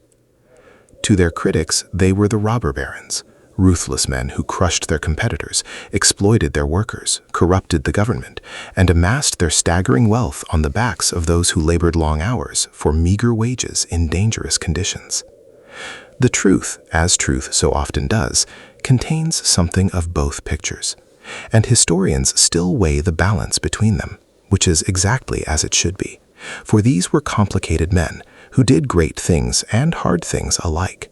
and a thoughtful account resists the temptation to make them simply heroes or simply villains.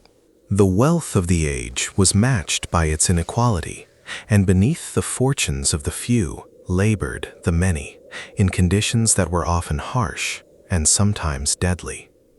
In the factories and the mines and the mills, men, women, and children worked long days for low pay, amid dangerous machinery and choking air, with little protection and less security.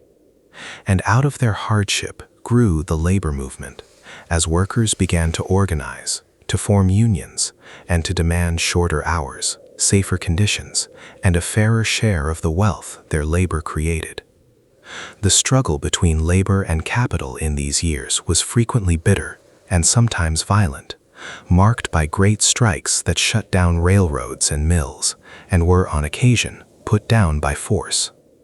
It was a long and difficult contest, and many of the protections that later generations of workers would take for granted, the shorter workday, the weekend, the prohibition of the worst forms of child labor, were won slowly and at great cost through this movement, though many of those victories lay still in the future.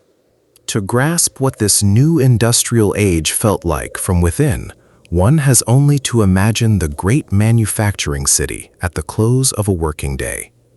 The immense mills and factories, their walls lined with row upon row of machines, ran to the rhythm of the whistle and the clock, rather than the older rhythm of the sun and the seasons. And when the whistle blew at last, a tide of weary workers poured out through the gates into the smoky streets, their faces marked by the labor of the day. The air hung heavy with the smell of coal smoke and hot metal and the river. Streetcars clattered along their rails. The red glow of the furnaces reddened the underside of the clouds, so that the night sky above an iron-making town never truly went dark. In tenement kitchens, supper was made ready. In corner shops, the day's small trade was done. And in 1,000 rooms, tired bodies sank into rest before the whistle should summon them again before dawn. It was a hard world, and often an unjust one, in which a single accident or illness or downturn could plunge a family into ruin. And yet it was also a world of remarkable energy and invention, in which the labor of these ordinary men and women was building, quite literally, the modern nation, its bridges and railways and towers, its light and its power and its endless flow of goods. When we walk today beneath the tall buildings of the great cities, or ride the rails, or turn a switch and summon light, we are moving through the world their hands and their sacrifice created. The factories and cities of this era were fed by one of the largest movements of people in human history, as millions of immigrants crossed the oceans to reach American shores in search of work, safety, and a better life. In the earlier part of the century, they had come largely from Northern and Western Europe, from Ireland fleeing famine, and from the German lands seeking opportunity. And now, as the century turned, they came in even greater numbers from the south and east of Europe, from Italy and Poland and the Russian Empire and a dozen other lands, as well as from China and Japan and beyond across the Pacific. For many of those arriving from Europe, the first sight of America was the great harbor of New York, where a colossal statue, a gift from France, lifted her torch above the water as a symbol of liberty and welcome, and where, on a small island nearby, the immigrants passed through the great processing station at Ellis Island, waiting in long, anxious lines, undergoing inspection, hoping to be admitted to the country of their dreams. Imagine the scene in that great hall, the enormous vaulted space filled with the murmur of 100 languages, families clutching their few possessions and their precious papers, children wide-eyed and weary from the long crossing, officials moving among them, and beyond the windows, the towers of a city rising higher than any they had ever seen. Not all who came were welcomed equally, and immigrants from Asia in particular faced harsh exclusion and open discrimination written into the law. Yet the great migration of these decades remade the American population, filling its cities with new peoples, new faiths, new foods, and new energies, and laying the foundation for the diverse and many-voiced nation of the future. To arrive at that harbor at all, most had endured a long and difficult passage, and it is worth pausing on that crossing, for it was the shared ordeal through which millions entered their new lives. Packed into the lower decks of steamships in cramped and airless quarters, they spent 1 or 2 weeks upon the open ocean, often seasick, poorly fed, sleeping in tiers of narrow berths amid strangers who spoke a dozen tongues, sustained through it all by the hope of what waited on the other side. And what waited, for a great many of them, was not the ease they had dreamed of, but the crowded and clamorous life of the immigrant neighborhoods of the great cities, where newcomers of each nation gathered together for comfort and familiarity. In the tenement districts, families crowded into small, dark apartments in tall buildings, several people to a room, with little air and less light, sharing the labor and the hardship of getting by. Yet these same neighborhoods pulsed with a fierce and hopeful vitality, their streets crowded with pushcarts and peddlers, loud with bargaining in the languages of the old country, fragrant with the cooking of a dozen cuisines, dotted with the churches and synagogues and societies and newspapers through which each community kept its faith and its memory alive, while slowly, often through the children who learned the new language in the public schools, becoming American. Imagine such a street on a summer evening, the tall buildings rising on either side, laundry strung between the windows, children playing in the last light, while their elders sat on the stoops talking softly of the homes they had left and the futures they hoped to build, and the whole crowded scene alive with the particular energy of people who had risked everything to begin again. Even as the city swelled and the industrial order took shape in the east, the last chapter of the long westward expansion was reaching its close upon the plains and in the mountains of the west. And for the indigenous peoples of those regions, it was a chapter of profound tragedy. The spread of the railroads, the destruction of the great bison herds upon which the Plains nations depended,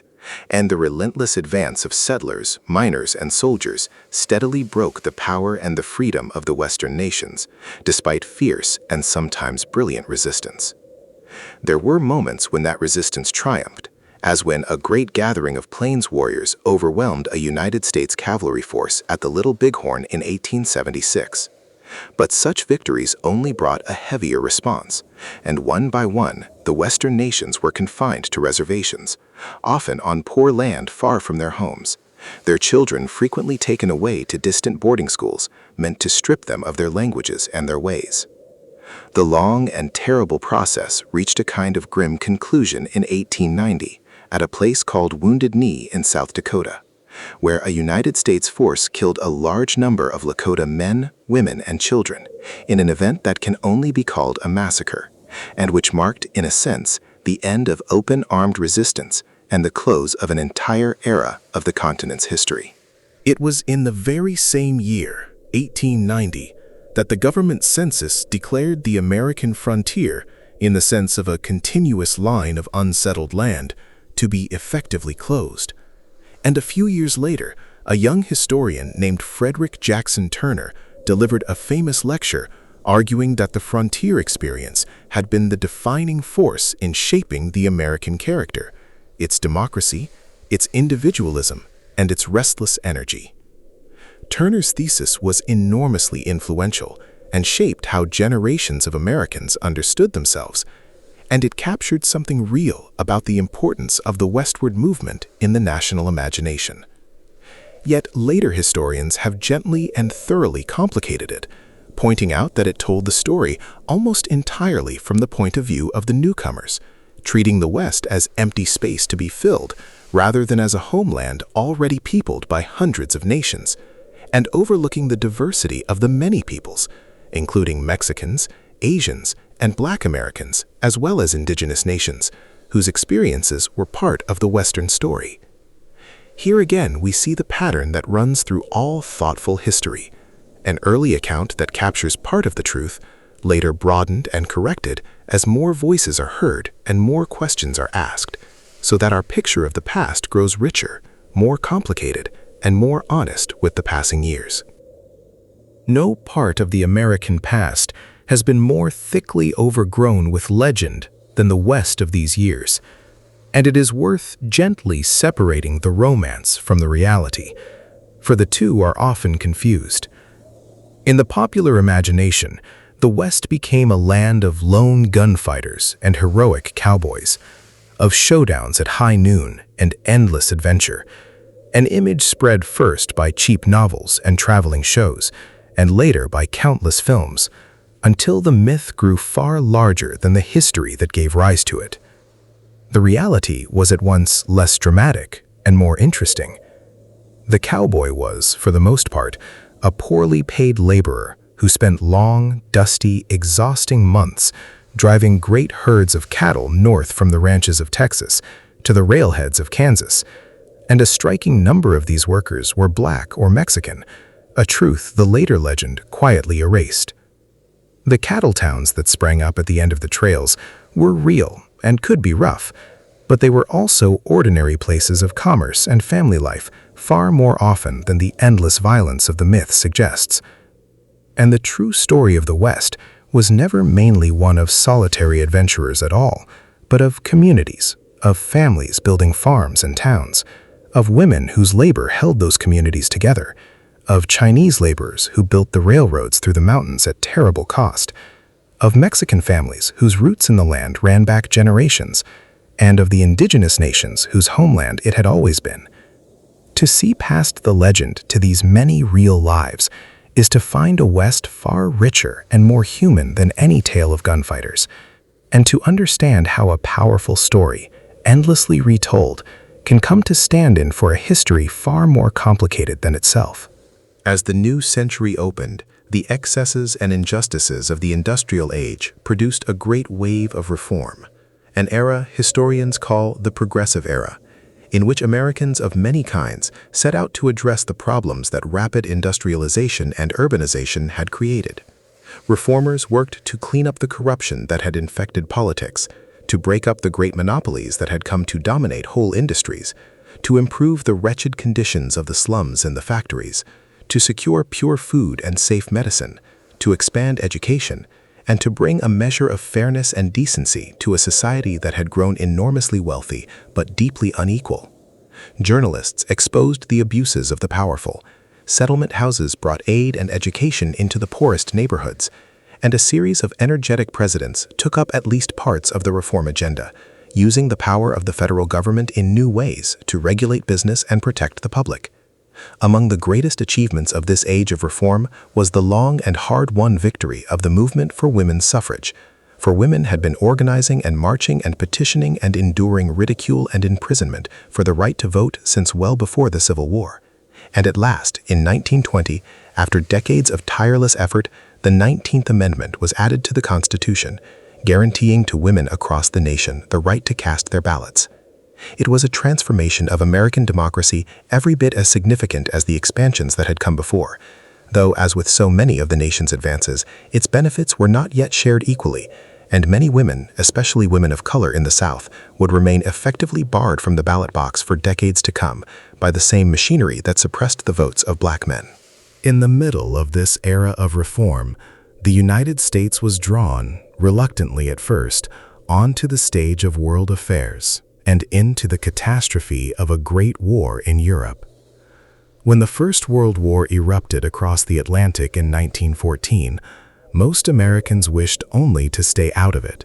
and for nearly 3 years the nation held to a policy of neutrality, while the armies of Europe bled themselves white in the mud and wire of the trenches. But the pressures of the war, the sinking of ships carrying American passengers, the interference with American trade, and the fear of German ambitions gradually pulled the country toward involvement, and in 1917 the United States finally entered the conflict on the side of Britain, France, and their allies. The arrival of fresh American troops and the vast industrial power of the United States helped tip the long deadlocked struggle toward its conclusion, and in 1918 the guns at last fell silent. The war left much of Europe shattered and grieving, and it left the United States changed as well, more powerful upon the world stage than ever before, yet also weary and wary of foreign entanglements. The American president brought to the peace a grand vision of a new international order and a League of Nations to prevent future wars. But his own country, turning inward, refused to join it, and the seeds of an even greater conflict were quietly sown in the harsh and unstable peace that followed. The decade after the war, the 1920s, roared with a restless and exuberant energy, and it has come down in memory as a time of prosperity, novelty, and cultural ferment. It was the age of the automobile, which put the whole country on wheels and remade its landscape, and of the radio, which for the first time carried the same voices and the same music into homes across the entire nation, knitting a continent together in a shared culture. It was the age of jazz, that thrilling new American music, born largely of black creativity in the South and carried north to the great cities. And in the neighborhood of Harlem, in New York, there flowered an extraordinary renaissance of black art, literature, and music that reshaped American culture and gave voice to a people long silenced. It was also, strangely, the age of Prohibition, that grand and doomed experiment in which the nation attempted to ban alcohol entirely by constitutional amendment, only to find that the law was widely flouted, that illegal drinking establishments flourished in the shadows, and that organized crime grew rich and powerful on the trade, until the experiment was finally abandoned. Beneath the glittering surface of the decade, however, not all was well. The prosperity was unevenly shared, farmers struggled, and the whole boom rested increasingly upon a foundation of speculation and debt that few paused to examine. The party, brilliant and loud, could not last forever, and it ended with a suddenness that shocked the world. In the autumn of 1929, the great edifice of speculation came crashing down. The stock market, which had risen to dizzying heights on borrowed money and boundless optimism, collapsed in a matter of days, wiping out fortunes and shattering confidence. And in the months and years that followed, the entire economy sank into the deepest and longest depression in the nation's history.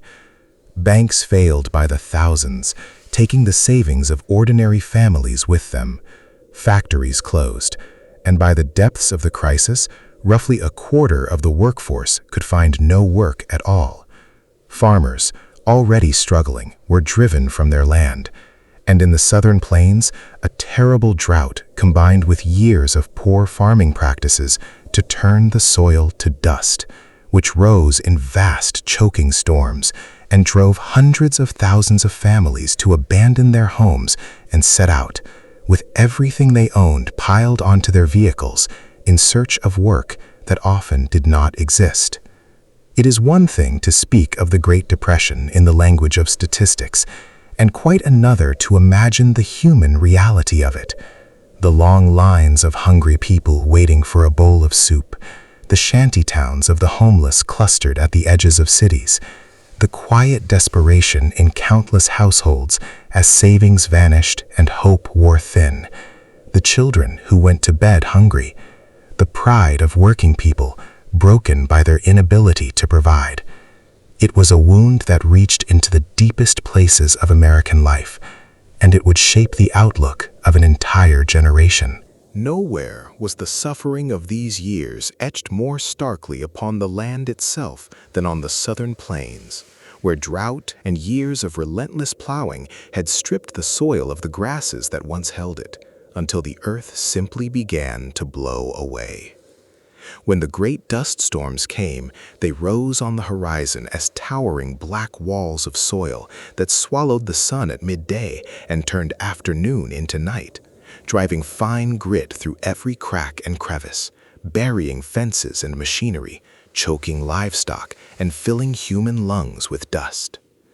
Families sealed their windows with wet cloths and still woke to find a film of earth over everything. And many, their farms ruined and their futures buried, loaded what little they could carry and joined the long migration westward toward California, drawn by rumors of work in the orchards and fields. Picture one of those overloaded vehicles laboring along a highway at dusk.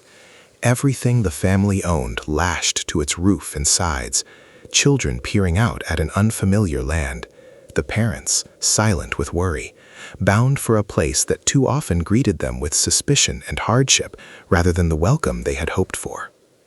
Out of this displacement and endurance came some of the most enduring songs and stories and photographs the country has ever produced, works that fixed the dignity of ordinary people in the face of ruin, and that would help later generations remember not merely the statistics of the Depression, but the human faces within it. Out of this crisis came a fundamental change in the relationship between the American government and the American people. In 1932, in the depths of the Depression,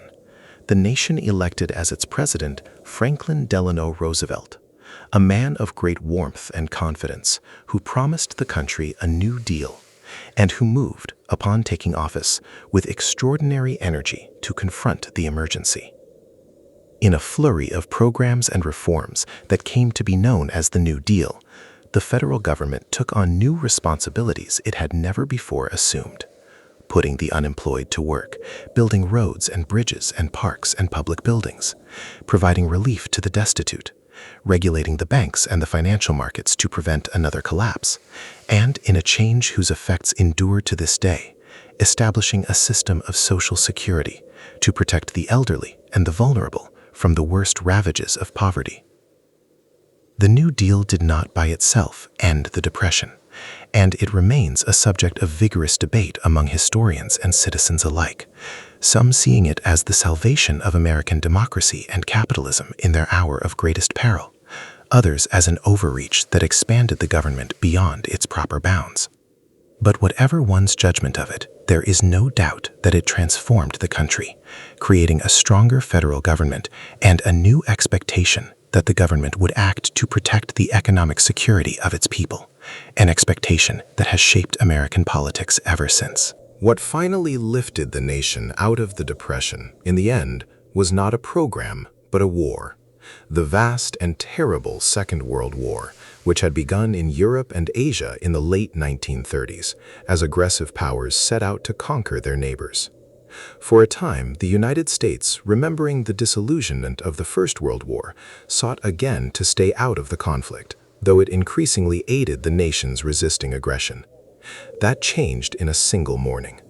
On the 7th of December 1941, the naval and air forces of Japan launched a surprise attack upon the American fleet at Pearl Harbor in Hawaii, sinking ships and killing thousands. And the following day, the United States declared war, entering at last into the greatest conflict in human history. What followed was a national mobilization of staggering scale, as the entire economy and society were bent to the purposes of war. The factories that had stood idle during the Depression roared back to life, producing ships and planes and tanks and guns in quantities the world had never seen. And this immense industrial power, more than any other single factor, would help decide the outcome of the war. Millions of men went off to fight on distant battlefields across Europe, Africa, and the islands of the Pacific, and on the home front, the society was transformed, as women entered the factories and shipyards in enormous numbers to take up the work that departed men had left behind, proving beyond any doubt their capacity for every kind of labor and changing forever the assumptions about what women could do. The war was long, and its cost was immense, and it touched nearly every family in the land. American forces, together with their allies, fought their way across North Africa and up through Italy, landed on the beaches of Normandy in the Great Invasion that began the liberation of Western Europe, and pressed eastward into the heart of the aggressor's territory, while in the Pacific they fought island by bloody island across the vast ocean toward Japan.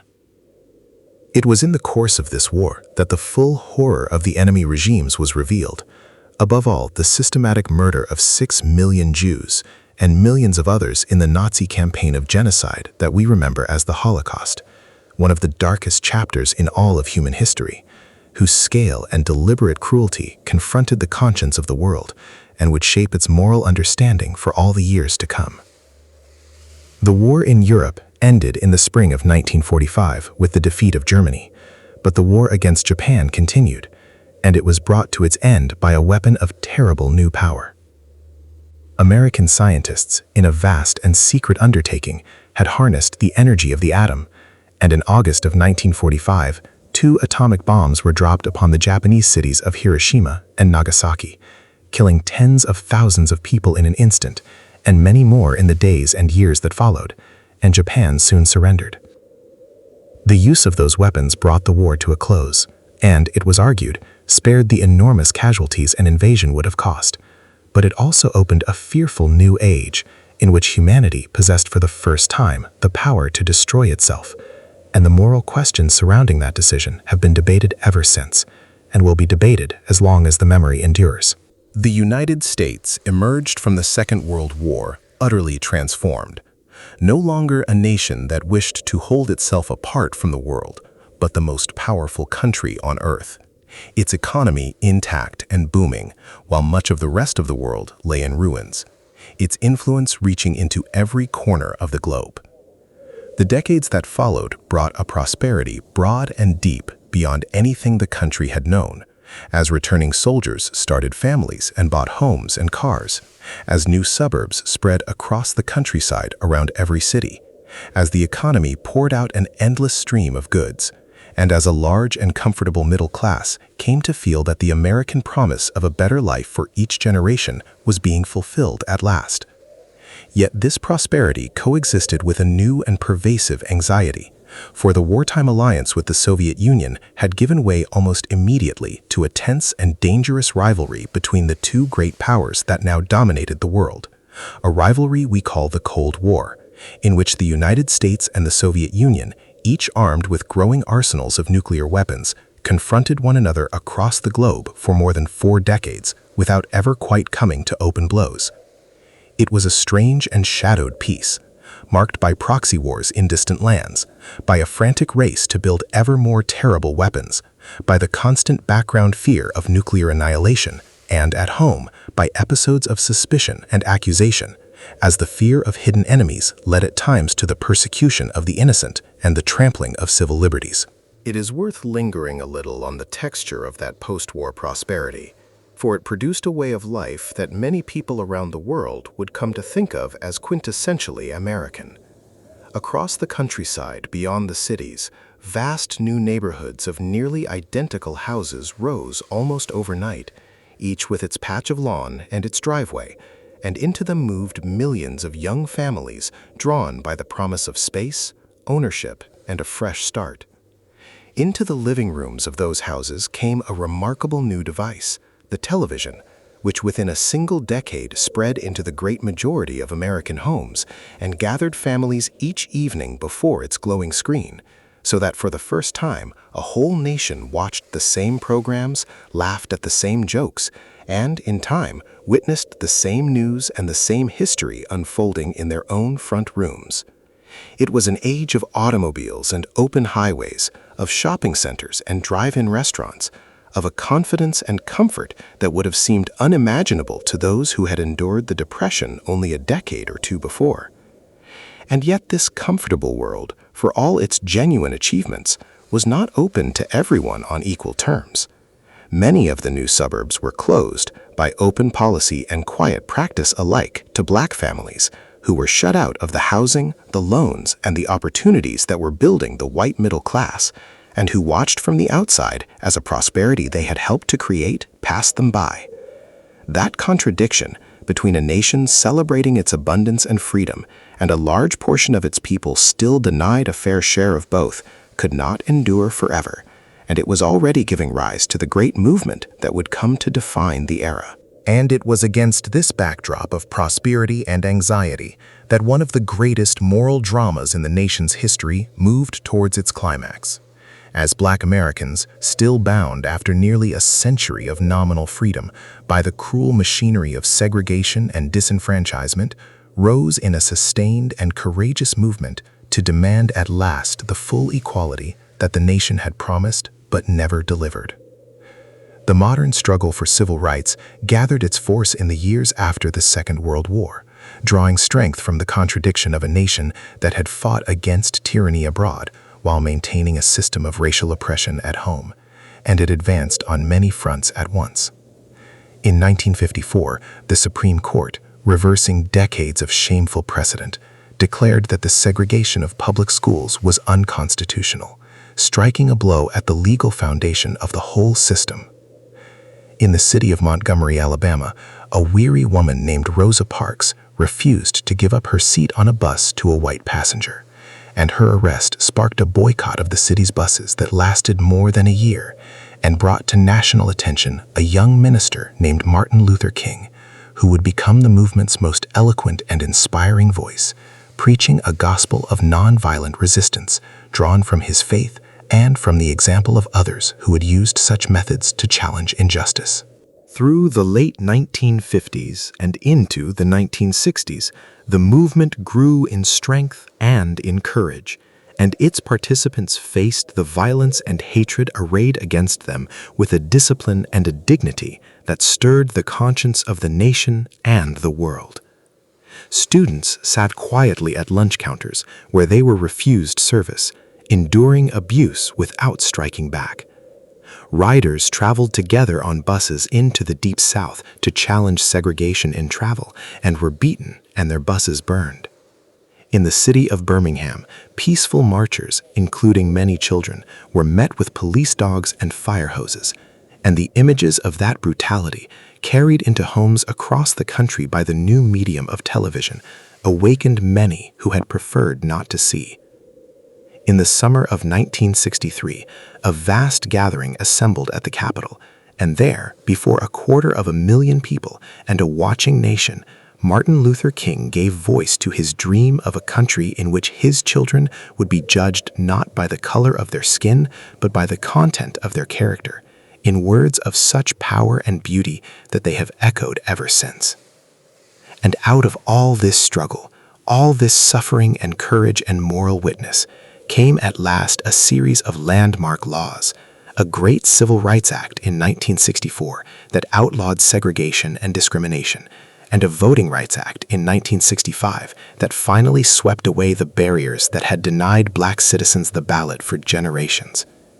These were among the most important achievements in the entire history of American democracy, the closing of a distance between promise and reality that had stood open since the nation's founding, though the work they began was far from finished, and the struggle for genuine equality would continue in new forms into the decades ahead. The same years that saw the struggle for civil rights reach its height were years of turbulence and transformation across the whole of American life, a time of soaring aspiration and deep division that has left its mark on the country ever since. The rivalry with the Soviet Union carried the two nations into the heavens themselves in a race to explore and conquer space that captured the imagination of the world. After the Soviets stunned the United States by launching the first satellite into orbit, the nation poured its resources and its genius into catching up and surpassing them, and the effort culminated in one of the most extraordinary achievements in all of human history. In the summer of 1969, after years of labor by hundreds of thousands of people, a spacecraft carried 3 Americans to the moon, and 2 of them descended to its surface and walked upon another world, while much of humanity watched and listened, and a human voice spoke across the vast emptiness of space to say that this small step was a giant leap for all of mankind. Imagine for a moment the quiet of that gray and airless landscape, the earth hanging blue and small and impossibly far away in the black sky, and the 2 figures moving slowly across the dust where no living thing had ever been. And consider what it meant that creatures who had begun in caves and had crossed oceans in wooden ships had now set foot upon the moon. It was a moment of wonder that briefly united a divided nation and a troubled world in shared astonishment. Yet those same years were darkened by a long and painful war on the far side of the world, in the small nation of Vietnam, where the United States, in its determination to halt the spread of communism, became ever more deeply entangled in a conflict it could not win and could not honorably end. Year after year, the war ground on, consuming the lives of tens of thousands of American soldiers and vastly greater numbers of Vietnamese. And as its cost mounted and its purpose grew ever murkier, it tore the country apart at home. A great movement rose in opposition to the war, especially among the young, and it merged with a broader upheaval in the culture, a questioning of authority and tradition, a search for new ways of living and being that swept through a whole generation. The nation seemed at times to be coming apart at the seams, riven by the war, by the ongoing struggles over race, by assassinations that struck down beloved leaders, including Martin Luther King himself and members of the Kennedy family, and by a widening gulf between the generations and the values they held. It was a time of both idealism and disillusionment, of great hopes and bitter disappointments, and the country that emerged from it was more skeptical of its leaders and less certain of itself than the confident nation that had entered the decade. That erosion of trust deepened in the years that followed, above all through a great political scandal that reached into the highest office in the land. In the early 1970s, it emerged that operatives connected to the president's own campaign had broken into the offices of the opposing party, and that the president had joined in the effort to conceal the crime. And as the long investigation unfolded and the evidence mounted, the nation was gripped by a constitutional crisis that ended in 1974 with the president resigning his office rather than face removal, the only time in the nation's history that a president has done so. The affair, known by the name of the building where the break-in occurred, left a lasting scar upon the country's faith in its government, and it stands as a somber testament both to the danger of unchecked power and to the resilience of a constitutional system that, in the end, held the most powerful person in the land accountable to the law. In the years afterward, the country turned in a more conservative direction, weary of upheaval and doubtful of the capacity of government to solve every problem, and a new political era took shape, even as the long Cold War with the Soviet Union continued its tense and dangerous course. And then, at the very end of the 1980s and the beginning of the 1990s, that long twilight struggle came to a sudden and almost peaceful end, in a way that few had dared to predict. The Soviet system, its economy failing and its people increasingly restive, began to loosen and then to crumble. And in a remarkable cascade of events, the barriers that had divided Europe fell. The wall that had split the city of Berlin was breached amid scenes of joy. The nations of Eastern Europe threw off their communist governments, and at last, the Soviet Union itself dissolved into its constituent parts. The Cold War, which had shadowed the world for more than 4 decades and had held the whole of humanity under the threat of nuclear destruction, was over, and the United States stood, for a time, as the single greatest power in a world that seemed to be turning, however imperfectly, toward greater freedom and openness. It was a hopeful moment, and it coincided with the dawn of a technological revolution that would transform human life as profoundly as the coming of the railroads and the factories had transformed it a century before.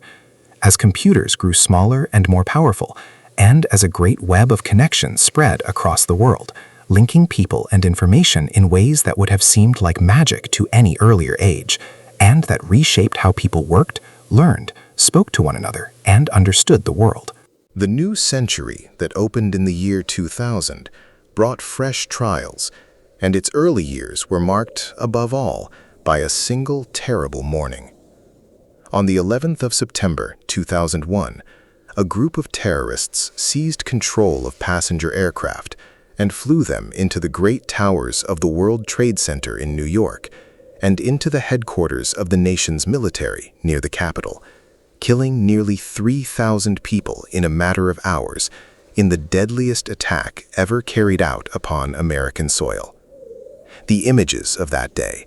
the towers falling amid vast clouds of dust while a stunned nation watched, are burned into the memory of everyone old enough to have seen them. And the attack reshaped the course of American history in the years that followed, drawing the country into long and costly wars in distant lands, and prompting deep and lasting debates about the balance between security and liberty that continue to this day. The decades since have brought their own upheavals and their own achievements: financial crisis and recovery, deepening political division, alongside continued striving toward the nation's founding ideals, the election of the country's first black president as a landmark in the long struggle over race, the rapid advance of technology into every corner of daily life,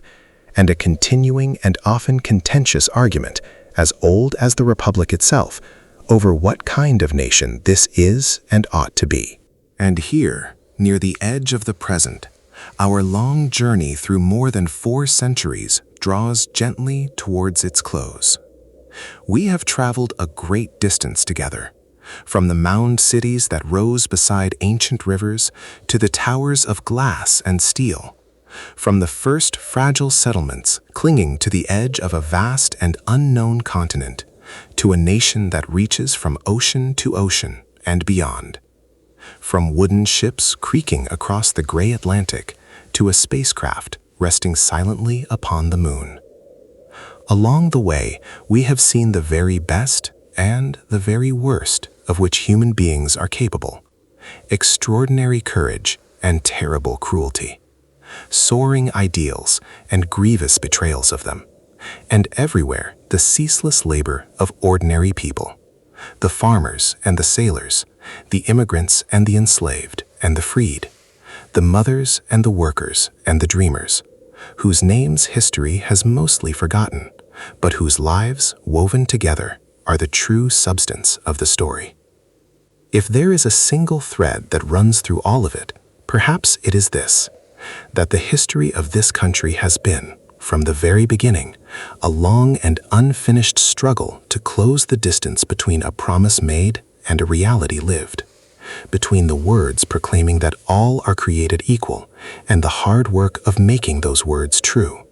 A struggle carried forward by each generation and handed on, still incomplete, to the next. It is a story without a final chapter, for it is still being written by people living now and by those not yet born. And that, in its way, is a comforting thought to rest upon as the night deepens around you. The past is vast and deep and full of wonder, and it asks nothing of us tonight except that we listen and remember, and perhaps carry a little of its quiet wisdom into our own days. The people who lived through all these ages, who feared and hoped and labored and loved beneath the same moon that watches over you now, are gone. But the world they made surrounds us still, and in learning their story, we keep something of them alive. Thank you, truly and warmly, for spending this time with me, and for letting these old stories keep you company through the quiet hours. If this peaceful journey through history brought you a measure of calm or wonder or rest, I would be so grateful if you would leave a like, for it helps more than you know. And if you would like to travel together again through other ages and other lands, I hope you will subscribe, because this is still a very new and small channel, and every single subscriber makes a genuine difference in helping it grow and continue. To be among these first listeners is to help build something special from the very beginning, and I do not take that for granted. So rest now, and let the past settle softly around you. And whenever you are ready for another gentle journey through history, I will be here, waiting quietly to welcome you back. Until then, sleep well and be at peace.